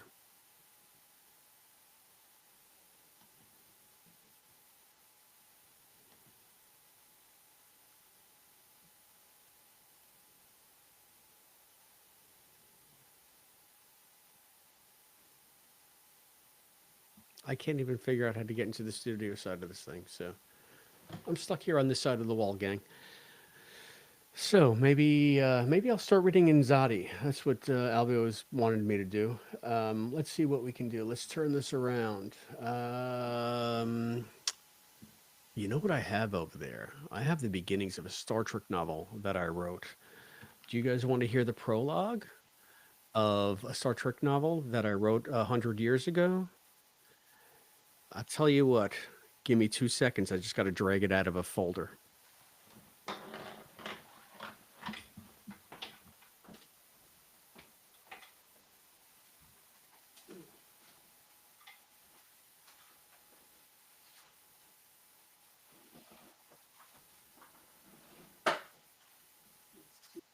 Let's see.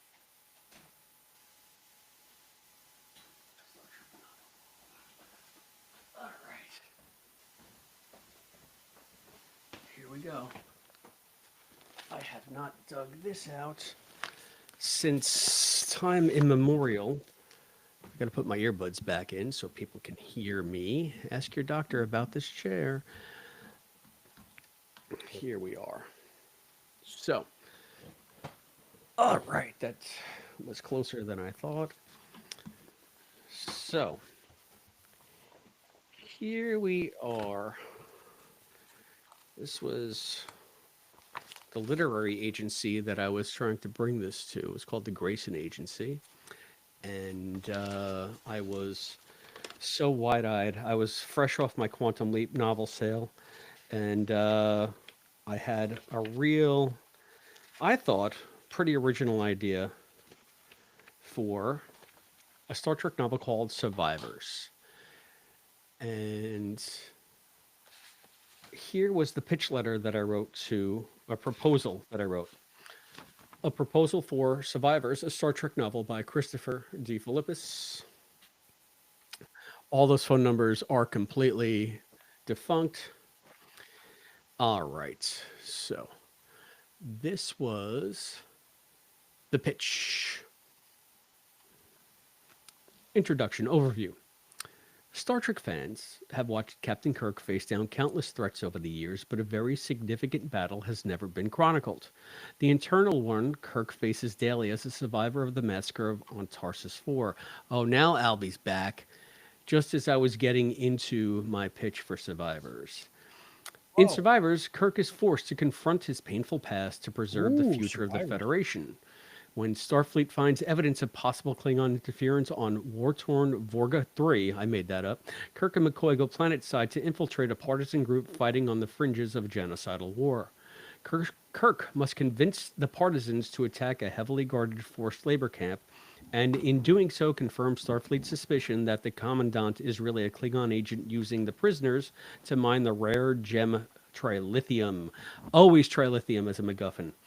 But as he struggles to complete his assignment against incredible odds, Kirk is plagued with memories of a tortured past when he and a handful of fellow survivors fought to escape the tyrannical rule of Kodos the Executioner on Tarsus 4. McCoy must keep Kirk focused on the mission at hand as the captain's anger and pain threaten to turn into a reckless rage that could endanger the lives of the entire partisans group. And in orbit, Spock is discovering another threat, one that could destroy the entire Federation. I don't even remember what that threat was. I think I had to put something about the Enterprise. While a fast-paced action tale, Survivors also offers insight into an almost forgotten aspect of Kirk's personality, and in the tradition of Star Trek, it tackles issues relevant today. About the author, Christopher DeFilippis' first novel, Foreknowledge, part of Berkeley Publishing's Quantum Leap series, hit the stands in February of '98. Most recently, one of his children's stories won the children's fiction category of the 66th Annual Writer's Digest Writing Competition, competing against more than 10,800 other entries. His journalistic work has also won various awards, and he currently serves as publications editor for a National Press Association. He is a graduate of the University of Missouri-Columbia School of Journalism, surviving, see what I did there, his stint in the Midwest. DeFilippis now lives with his wife in his native New York. And here's chapter 1 through 3 his of lovely Survivors. An outline. So maybe Nice. one day we'll do this as an and more. I can read my And more. I can read the first 3 chapters of Survivors over a couple of sessions. What do you think, Albie? I would love that. I haven't love read this in- anything you do. So what, 98? I probably wrote this probably in maybe 2000, maybe 99. The year we made contact. So I probably dated this letter. Somewhere around Let's there. see. What's the no copyright 1997? I probably wrote this before I wrote the. So yeah, I wrote this back in '97. Haven't read it since. Where you been? I've been vamping up I must here. apologize. I've been dying. My I've been dying internet, to say my internet to the space station comes through subspace, and it's line of sight subspace. And apparently there was an ion storm, I guess that's what happened. or my ISP just decided to restart my router and change the password. Is that a thing now? Apparently it is when we're doing a live show. Yeah, only when we're live. Oh, we got 4 new messages. Do we? Yeah, gotta love technology. No, you're still live, and he's laughing. I'm like watching myself watch YouTube, watch myself watch YouTube. Watch. It was a crazy. That sounds scene, like man. my life. Yeah, That sounds like my life. It was weird. And look, I got the writer's guidelines for the pocketbooks, Star Trek submissions, and it's got the writer's guidelines. Yeah, I got a 212. And save original outline, ideas more fleshed out. So this was some of the stuff that I had in my mind as I was just vamping on how to do this. A proposal, and there's another copy of the proposal. So I have 2 copies of this done proposal. Anyway, The proposal. Isn't one that a movie? day. Did you write that? And I don't know if this is worth it. Did you read what Sugi said? Review. Yeah, he said we're still live. Okay. And Yeah. we're live. Where were we? Is this something? Star Trek merchandise catalog? I like it. I don't know. I like it. Oh, I found so many Star Trek books. This is from there- Lincoln there- Enterprises. See, Lincoln Enterprises. There was a ion storm a couple days ago, and I lost all the grab plating, and like everything went everywhere. I don't know if you can tell behind me; it's a mess. It's a But mess, I'm working my on friend. it. All right, But I was able to find some cool Star Trek stuff. We were going to be talking about the So- Delton Mel. Yes, we're talking about Mel. Mel Now, this is the Melee. one character. Where I don't think I liked the casting, and I don't think it's the actor's fault, the actress's fault. I think the whole thing about like for my whole life, the Delton was Princess. What was her name? It was Parsis Kambata. Yes, that's it. Um, Persis uh, Kambata. yeah, and Actually, so- as we well know, there she is with him. yay, alien Okay. probe. So like she was my ideal Delton for most of my life, and like she actually went through the process of shaving her head for the role, and it's obvious. Yeah. Now, There's video of her the other crying when they obvious shave her thing, head. Yeah. yeah, Yeah. which is sad, but you know I've been there. I had the whole haircut like that once, but luckily, you know, I rock short hair most of my life, so it grows back quicker. But for this character, it was very obvious it was like a bald cap. I mean, they did well, but you can only hide hair so much. Well, she was on So screen that for kind some of total of like 14 seconds. So, right. So don't shave all that gorgeous hair for yeah. 14 seconds. But how many actresses out there are rocking the bald look that could have done it already? I don't don't know. ask me. Yeah. It just was the whole thing. Is like every time I see Kes in that short wig, it just irks me, and just the bald cap irks me. It's like if you're Gotcha. gonna do it, do it. Like Thoughts? Kim Cattrall. Kim Cattrall got a haircut for Undiscovered Yeah, Country. she did, and how? Yeah. Yep. So she was committed. I So think it's completely like you said. I mean, she knows that she's a one trick pony in this. They're not going to ask mhm. her to shave her head. You know, Kambata was she was like a season she had committed. So, I mean, the character is going to be bald for many episodes. I think that back when they were doing this, they were still 26 episode seasons. So, she had to do right. just probably for budget reasons. And she was probably dedicated enough to want to do it instead of getting the bald cap. It was kind of like you think about Zan on Farscape, played by Yeah, Virginia Hay, the wonderful, Virginia lovely, Hay. I talented cried when I met Virginia her. Hay. She was the She was greatest, lovely. and she shaved Yes. her head for the first couple of seasons, and then she was finally like, "Screw you guys, get me a bald cap." So you know, Kimbata might have done that. Persis, whatever her name is, might have at one point, as the show advanced, had enough leverage to say, "I'm not doing this anymore." But Hmm. I can't see them wanting to have this poor actress shave her entire head for what But amounts why to not be on cast like a someone? walk on. Why do we But have to why not cast cast someone someone who is the without why? hair? Why? Why? That's why you have makeup. I mean, it's still Hollywood. I know that we have this thing, which is rightfully so, where So maybe it should have been done better. we cast everybody appropriately to their ethnicity and to, you know, you don't want to have blackface on screen anymore. I get it, but are we going a little too far where we have to cast someone who just happens to be bald to play a Delton, who's in a show for two Well, is this minutes? bald face? Is Is this there bald such a thing? face? If you want to call it, you're a bald-faced liar. If you pretend that you're offended at this, then yeah, it's bald-faced nonsense. I don't know. The whole thing about Deltons is their beauty is so much so that you can't resist them. So I think messing with someone's beauty by giving them a big butt head kind of messes up with the whole thing. I did See, like the so heart-shaped bubble gum, the heart-shaped bubblegum bubble. I did yeah, like that was that dumb. little. That Yeah, was really stupid. yeah, that was stupid. It's getting late, man. I'm just gonna like pull punches anymore. The All heart-shaped right. bubblegum was just Yep. another It's dumb. stupid. I hate it. It's Gonna stupid. kick I it. hate it. But what did you think of her performance? And were you shocked, or did you I care when she No, disintegrated? I honestly I didn't see enough of her except for again this is oh look there's a Delton and Georgia that is Hmm. an obvious honeypot. Well, we didn't see her try to seduce anybody. I guess she was there to Hmm. seduce Noe. Dada The no. squid. So The squid, maybe. I mean, then why not have Quasi do it? Why did we have a Cameloid if not to impersonate a Delton or to do the honeypot thing? Wouldn't it that been kind of more funny? That would have been funny. Right. So why That put that would have poor been the joke Humberly from Star Trek Gonzalez through Six. this? You know? Yeah. Right, right. Right. Yeah, and it seems like it might have been like a beat from the original ideas, and that would have ended the episode or thereabouts. Hmm. More shocking, but when there's just introducing the character and they kill somebody off, Yeah. like it's impossible to really feel anything for them. I think. Yeah. I mean, so it's just like it's blink and you miss him. and I don't know if that is really like. Hmm. I don't even know why she's in the cast list, quite frankly. It got me interested, like the publicity shots and different things. Like I Yeah, was like, oh, it's Elton, and the bald cap wasn't so bad in the still photography. Maybe yeah, that's because they could fix it, yeah. but Exactly. You can there's only airbrush so that. much you can hide in live action. I think it was done well. You couldn't see a line, but I think that might have been helped out with some computer also. They do that Probably. where they remove lines now. But yeah, and I don't know. It just didn't work for me.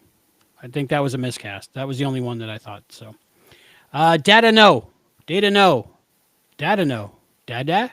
Joe Pingway, basically Yeah. behind so much weird, again, tech makeup.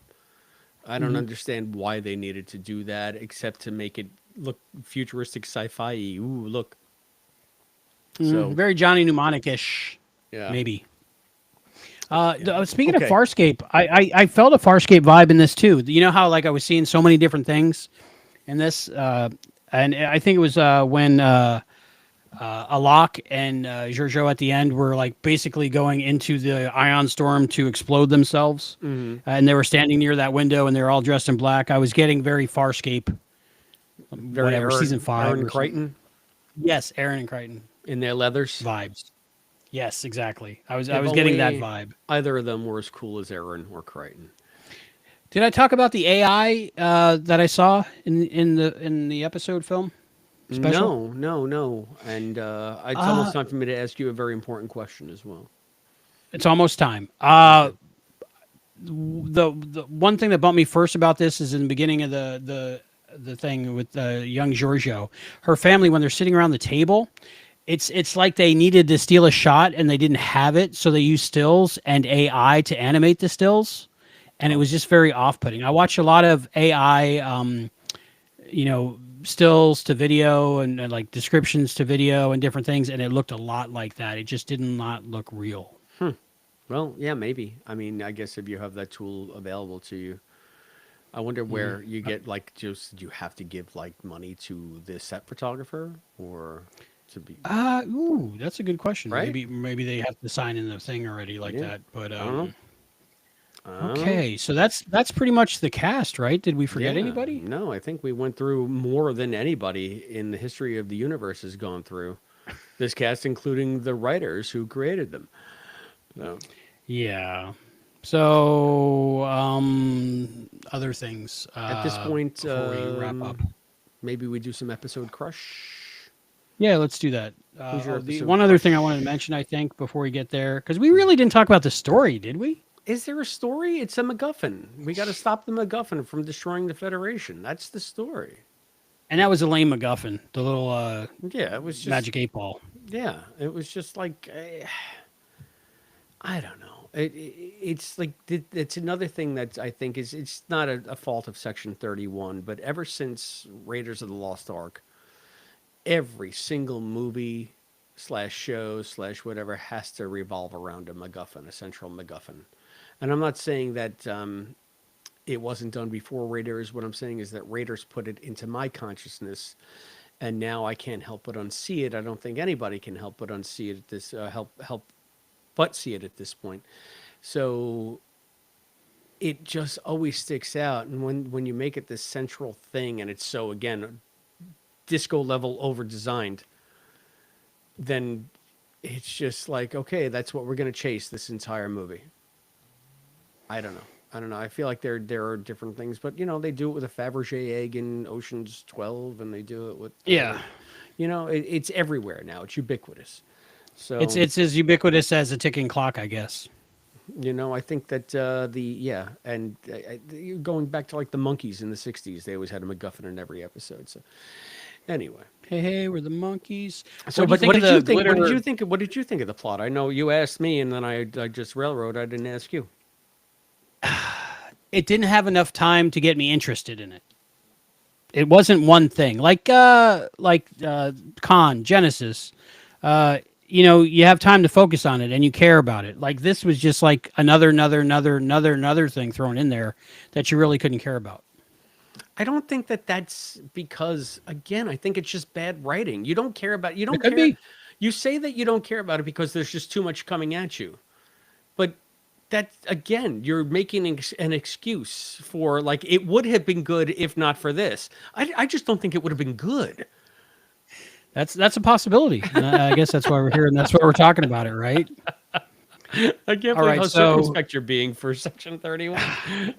I enjoyed it. The fifth time I enjoyed it. I don't know if it's just because I've heard it so many times I like it, the song, that it's not actually good, but I like it because I've heard it so many times that it's catchy. It's like double mint gum, that kind of thing.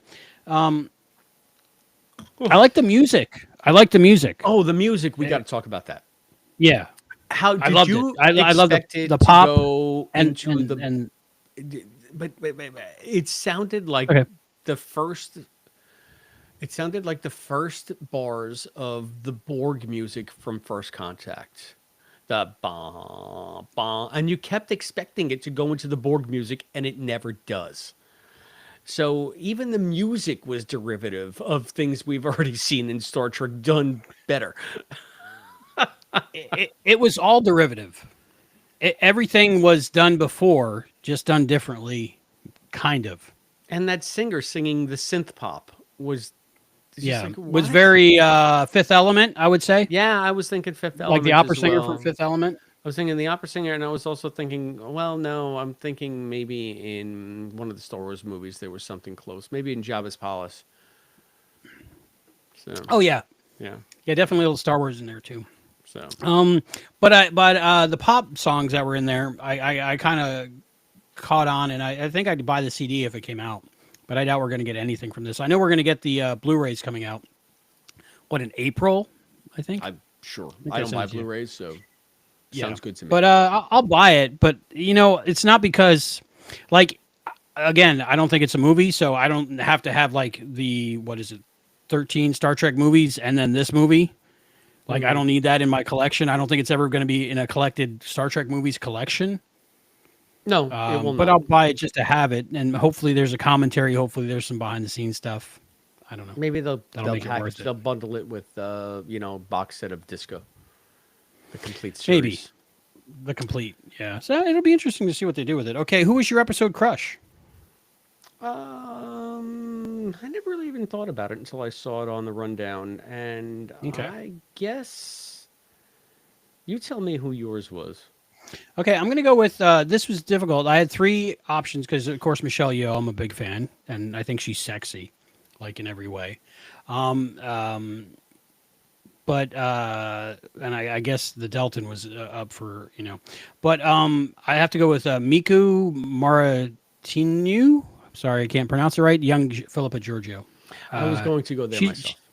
Yeah, she's just unbelievably gorgeous in every way, and the fact that she was an amazing actor and did the best with what she was given.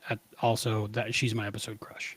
I'd like to see more. Maybe if they do a series, young Philippa Georgiou. Yeah, the young Philippa Georgiou Chronicles. We learned how she became afraid of snakes.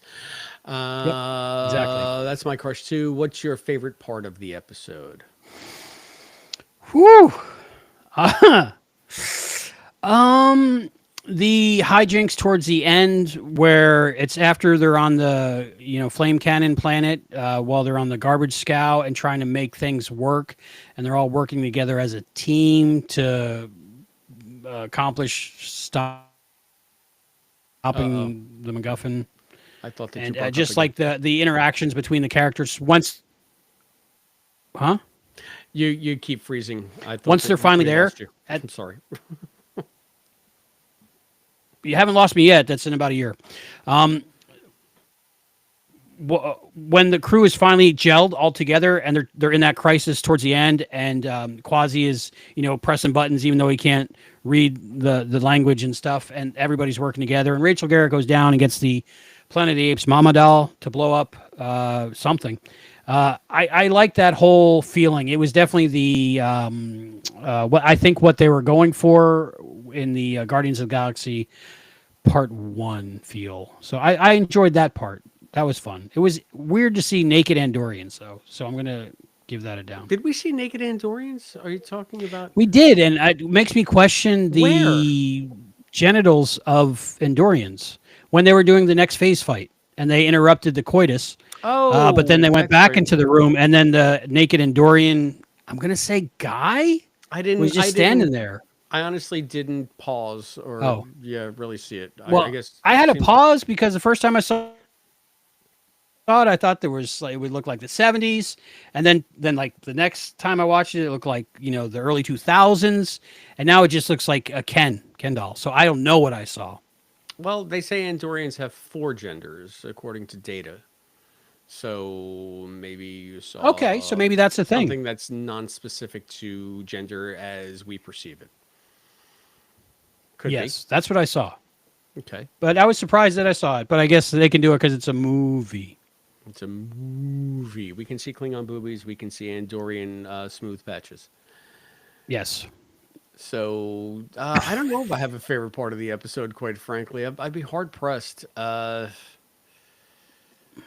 because yeah, nothing is standing out to me. So I'm for the first time You're ever, I'm gonna pass on favorite part of the movie. Favorite pass. part. I'm not gonna say Okay. the end. I mean that's Oh, just you know what? kind of cheap. You know what part of the cast we didn't talk about? Jamie Lee Curtis. What do you think Yeah, about the her being part of the cameo Star about Trek Jamie Lee universe now? Curtis. I Yeah. guess that's okay. I mean, she plays Control, so is she a robot? Is she a AI? She looked kind of like a Borg, didn't she? I don't know what was going on with that. It's just like, hey, let's get Jamie Lee Curtis. I guess she and Michelle Yeoh are friends, and Michelle was able to talk her into coming in to do this part from everything I've gleaned from barely reading any articles about this. That was my guess because they worked on everything everywhere all at once together. Yeah. Yep. So, And I think what confused me about her role in here is I guess I'm very good with voices. Did you know it was Jamie Lee Curtis at the very beginning? Because I yeah. was like, oh, they got Jamie Lee Curtis. No, That's cool. yeah, the second that she came up, I saw, oh, that's Jamie Lee Curtis. Yeah, yeah. I could tell her voice because I'm a fan. And but so at the end, it seemed like it was a big reveal, like ta-da, it's Jamie Lee Curtis. But like they started the film off with that, so it was kind of like if you weren't paying attention, it's a surprise, but it's not really a Oh, I didn't surprise. know until I saw her that she was in this. I didn't realize that was she Really? narrated in the beginning. Yeah, she was the one Okay. giving the Mission Impossible rundown. Oh, I think a lot of that remember I was passing out through most of that. So That's right. yeah, Bad yeah, seafood. Yeah, I yeah, yeah, never get the sushi, man. Never do the yeah. sushi. So I think it was I scallops. thought it was cool. I like her. I really haven't watched the what is it, the Halloween series too much. I had them all play one day and I didn't really pay attention.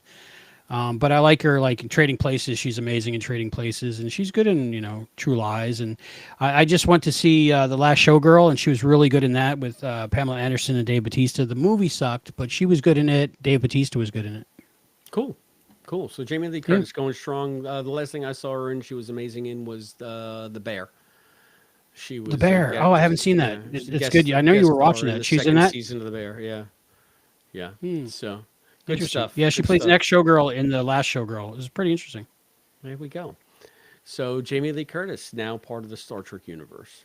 So maybe I get to meet her eventually at a I Star don't Trek think that convention. she's going to be stumping on conventions with the probably her and the woman who played Mel, the two Mel.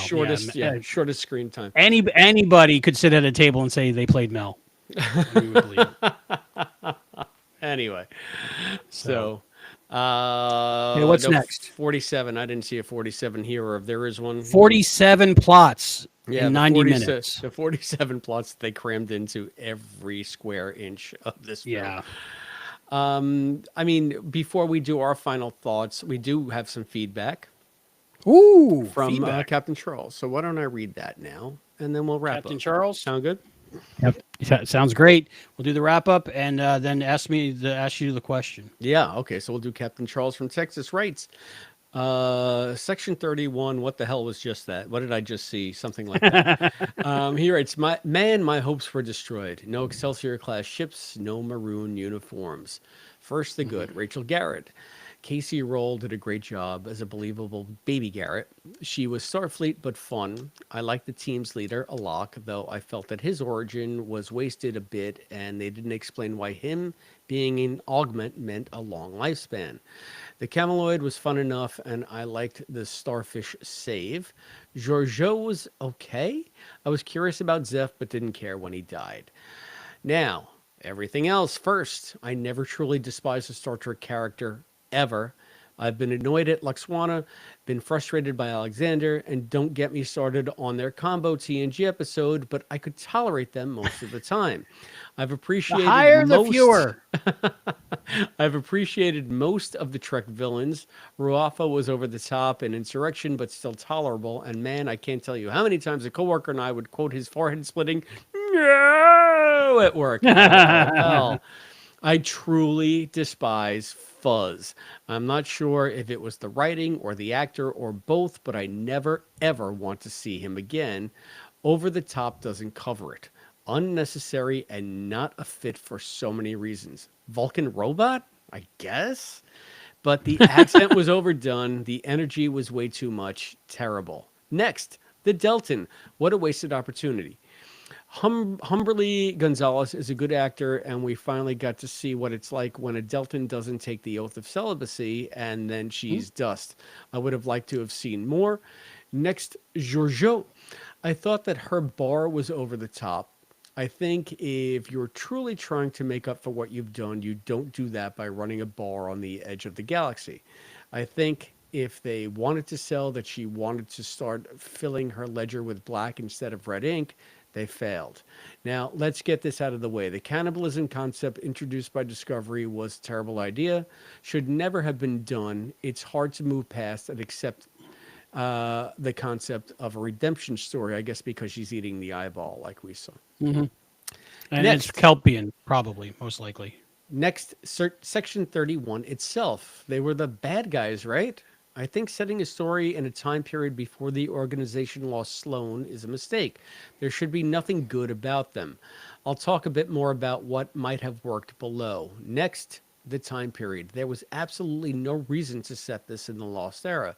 If we're not going to get any new information about it, why set it then?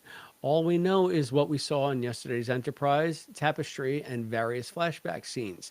This was a massive missed opportunity. They squandered it. As stated above, let's talk about a time period that might have worked better. Why not set this story post DS9? Why not show us a section 31 with Bashir in charge, trying to reshape the organization while also trying not to let it corrupt him? They could have used that as a springboard for multiple ideas, possibly tie it into Legacy if they ever got around to it. It's a shame. Next, the story. Weak and simplistic. Scary bomb shows up, gets stolen, they get it back and destroy it. The end. Also, San and his age. The first time Georgiou saw him, it was what, 2250 something? Then she met Prime Burnham at some point later and was trapped in the Prime universe, then ended up in the 32nd century, then took a ride through a Guardian Forever, and ended up in the Lost Era near 2330 something. How was it that San wasn't 70 to 80 years older? It's just lazy. I did see Finally, that. That's true. Yeah. speaking of JLC, the cameo. I can never dislike Jamie Lee Curtis, but it wasn't clear if she was real or a hologram of Control. Speaking of Control, I thought it was destroyed at the end of Disco Season 2.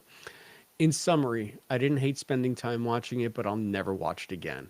I felt embarrassed by the first 20 minutes, cringe fest. In the end, I hope this terrible mistake doesn't ruin the streaming movie concept, as there are so many other worthy ideas to pursue in that format. Cordially yours, Captain Charles from Texas. Now get back to work flying the ship. I put that. Captain Charles. Thank you, Captain Charles. Thank you, Charles. Yeah, a lot of good points there. And yeah, Hello. I don't know that I'm caught up. How about you with this whole Lost Era concept of when to set this? There is a specific time because they give a star date, so it is set in a specific time. It is in the Lost Era, but I don't remember the official But year and date that they gave. do you But think it suffers from being set in that time, or was that a missed opportunity for you? Because Charles wanted to see, I guess, a lot of stuff to maybe bridge. when I heard Rachel Garrett, I could not help but want to see more of that era. And nothing in this that they gave us had any bearing on it. It could have been set in any time, really. And it looked almost like disco in the 57th century. Gotcha. There Well, wasn't I much mean, difference. is it time for you to ask me a very important question?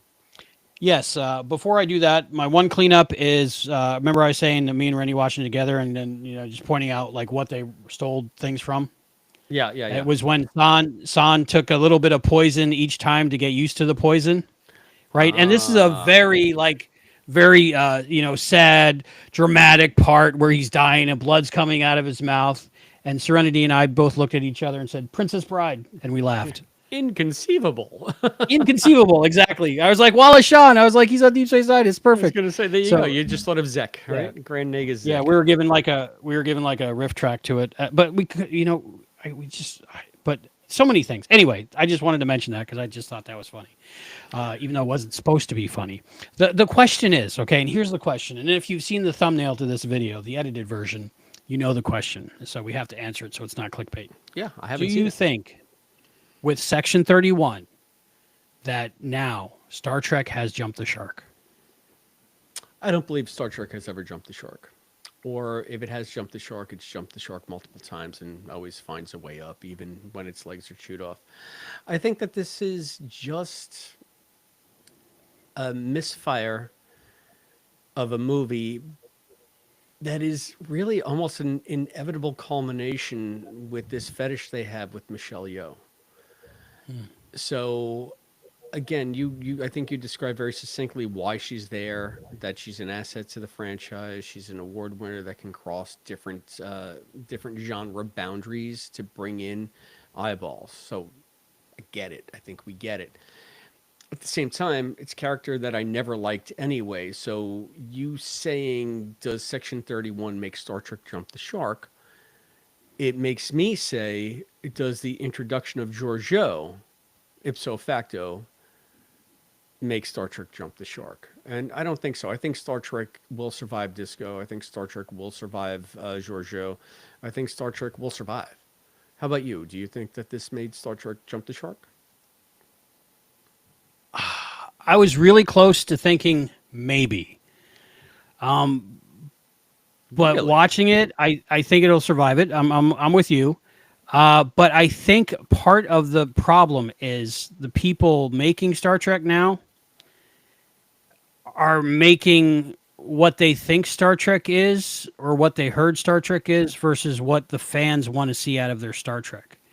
And it's unfortunate that this failed so hard critically and fan wise, because I like the idea of made for streaming movies because we need an Enterprise movie. I would love to see a Voyager movie. I would love to see a Deep Space Nine movie. And there's so many things that you can make a great one-off from in the Star Trek universe. That would be great, like Star Wars does. So many good things in these like one-off series or something, and that would be great, like a limited series. But I think this might be a death knell to that format because they're not going to say, okay, we made something in the Star Trek universe that wasn't that good. They're going to say, oh, people don't want new Star Trek movies because they don't understand what we want. Does that make I sense? Yeah, but I don't know if I understand what you're saying. I don't know if this would really be a good indicator of the efficacy of Star Trek movies because look at Strange New Worlds. Look at the last season of Picard. There is quite clearly an audience that's hungry for what you would call classic Star Trek. And the fact that, again, they just had this weird sore thumb of a character that they needed to wrap up because they decided not to do a series. The only reason this movie got made was Michelle Yeoh, period. They said, we got her, we probably already paid her, so let's make something out of this aborted TV production. So I think it might be an outlier. I think it might be an anomaly that they had to sort of, hodgepodge together so that they could just reap something out of what they've invested. And I think that your question would be a lot more valid if Star Trek was just this. If Star Trek was just this, then yes, it would have jumped the shark. But Star Trek is not just this. You have Strange New Worlds, you have Picard, you have Starfleet Academy, you still have all the comic books, you have, the novels, you have Star Trek has always been very diversified, starting with its renaissance in the late 80s and the 90s. They have never kept all their eggs in one basket since DS9 premiered in the fifth season of Next Gen, or whatever season it was. So they learned early on to get out there and to do more stuff and to maybe diversify the IP.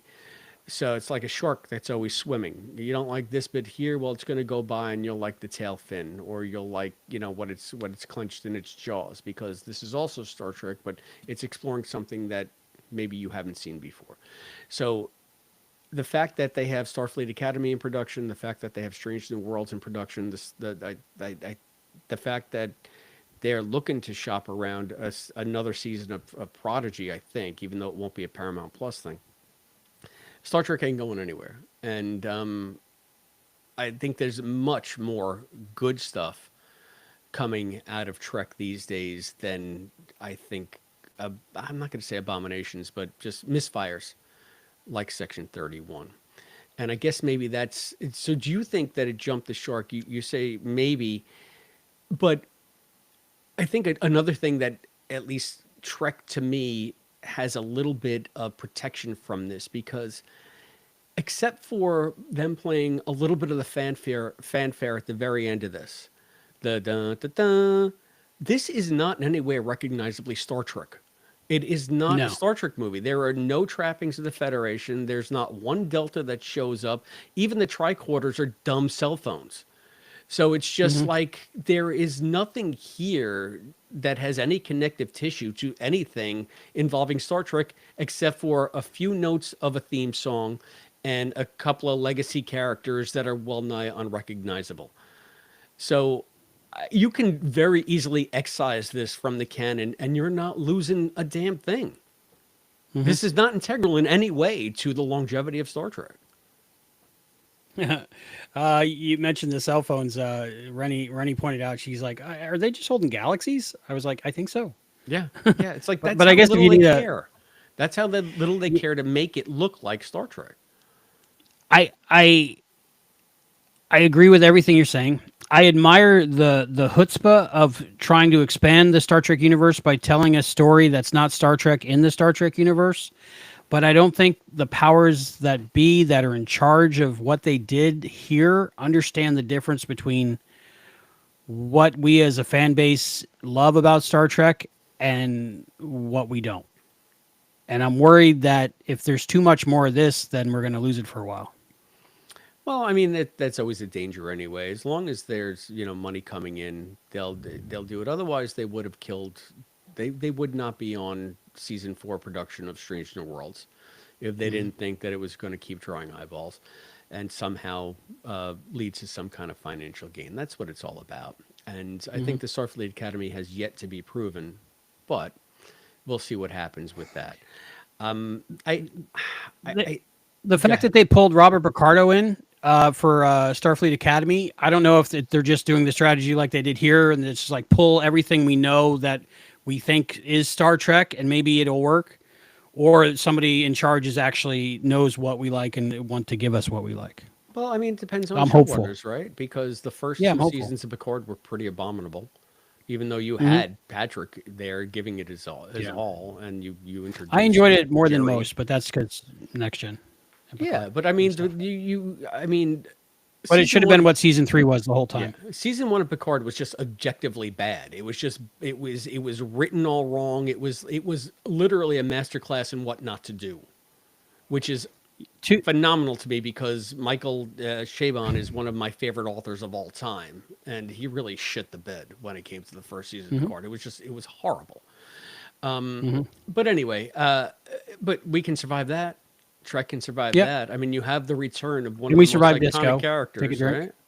And hmm it's kind of a misfire, but they got 3 seasons out of that. So, I don't think Star Trek's going anywhere. And I guess mm those were my final thoughts. I mean, Okay. I don't, yeah, I don't know that I have much more to say about Section 31. How about you? Uh, Final thoughts is I enjoyed it the more I watched it. I'm not mad at it. I'm sad for it. I'm grateful we got it, but damn, what are they doing? Yeah. That's about it. All right. And What's your final rating, sir? my rating, I'm gonna give it. I'm gonna be generous. I'm gonna say I'm gonna give it two. What do they call it when you murder your entire family? Familicide. I'm gonna give Yeah, it we'll go with that. two family sides out of 10. How about you? I thought that was boiling oil, and she was just gonna like boil their heads in it or something. I Anyway, guess it's out of 5, but we can go up to yeah, 10. out of Yeah. 5, I'm gonna go out of 10 actually, so I can use this rating. I'm gonna give it, which was I thought I gave me a chuckle at the end of it. I'm gonna give it a Yo Mama 4. Okay. Wow. Out of 10, though, not out of So 5. a 10, yeah, no, out of 10. So it's basically a 2. Yeah, Yeah, I yeah. guess right? So That's how the math I would think work the on 2 that. works better out of 10, quite frankly. 2 out of 5 seems a little generous. 2 out of 5 seems kind of Okay. generous. Yeah. So, Yeah. Yeah, I like the fact that they tried. Kinda. The direction was good. I think it looked pretty. The costuming was good. The acting was good. Story was too much and not enough at the same time. I'm not the first person to say that, obviously, but that's where I come down on it. But I'm still gonna spend the damn $30 on the Blu-ray when it comes out. all right. You know. Yep. I know you, and I know you will. And Yeah. I am going to put the kibosh on trivia and Trek and Tell because we've been going for like 9 years Yeah. on this. The sunspots and the ion storm. Sorry about that. Yeah, But no, no, it's next just time. it's getting late. So It is getting late, and it is a school night. we want all of you out there to tell us what you think of Section 31, the movie. You can tell us right here on The the YouTube movie? channel It was not a movie. below. We agree. Do you call it a movie? Below. Last No, it was night. a movie. It was a movie. I'm calling it a movie. It was a movie. The movie? I put the question mark because I'm still a little I'm gonna say it incredulous wasn't a that movie. it was even done. It's not that I question whether it's a movie. I question why it was a movie. You can comment here on youtube.com/at Trexploration. Go down below, leave all of your comments. You can also go to our Patreon site, patreon.com/Trexploration. Hit us up on the Instagrams at Trexploration Pod. You can also get us on Blue Sky Trexploration, Blue or is it sky, Trexploration smiling Pod? at I'm not me. sure. Just look up Trexploration on Blue Sky. You can email us, trexplorationpod@gmail.com. And you can always go that extra mile and send us something in the post office box. That's P.O. Box 542, Bayport, New York 11705. And just remember, any comments that we receive will likely be read aloud on the show and an upcoming episode of Trexploration. And speaking of upcoming episodes, Albie, what's next for our Trexplorers out there? I think eventually we're gonna get to Star Trek: The Next Generation Coming of Age, Season 1, Episode 19. So I know everybody following along at home has watched the episode how many times already, Yeah, right? I think that we've threatened that episode for 19 weeks, maybe more. I I think this is the Matt Damon got bumped and is in the green room of our show, Coming of Pretty Age. much. Eventually, we will do Coming of Age. So the fact that we're doing this midweek gives me hope that at the end of the week we Maybe might yeah, do maybe Coming of Friday. Age. Maybe we'll do it Friday. So, and Yeah. we're also going to be doing our next bonus show, which will be the premiere of Prodigy: Lost and Found. So we'll be talking about Star Trek Yes. Prodigy: Lost and First two Found. episodes of that. First two So make sure, listen, episodes. Linda, to watch those first two.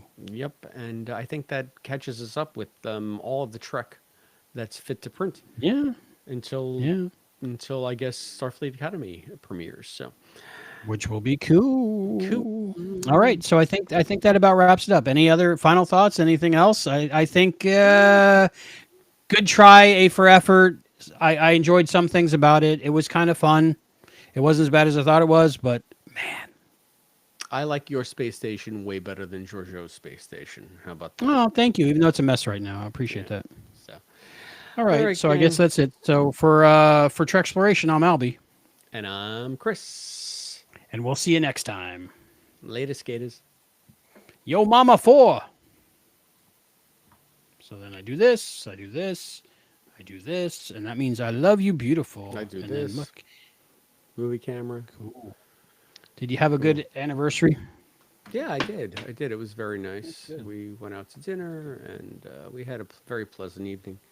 And then the Yes. next night, Is I that where you had the bad seafood? saw some friends. No, the bad seafood was the week before. I was just at one of my favorite restaurants here in the Sayville area, and I had the scallops. I think I'm allergic to scallops now Why? Why? because I love them. That's why.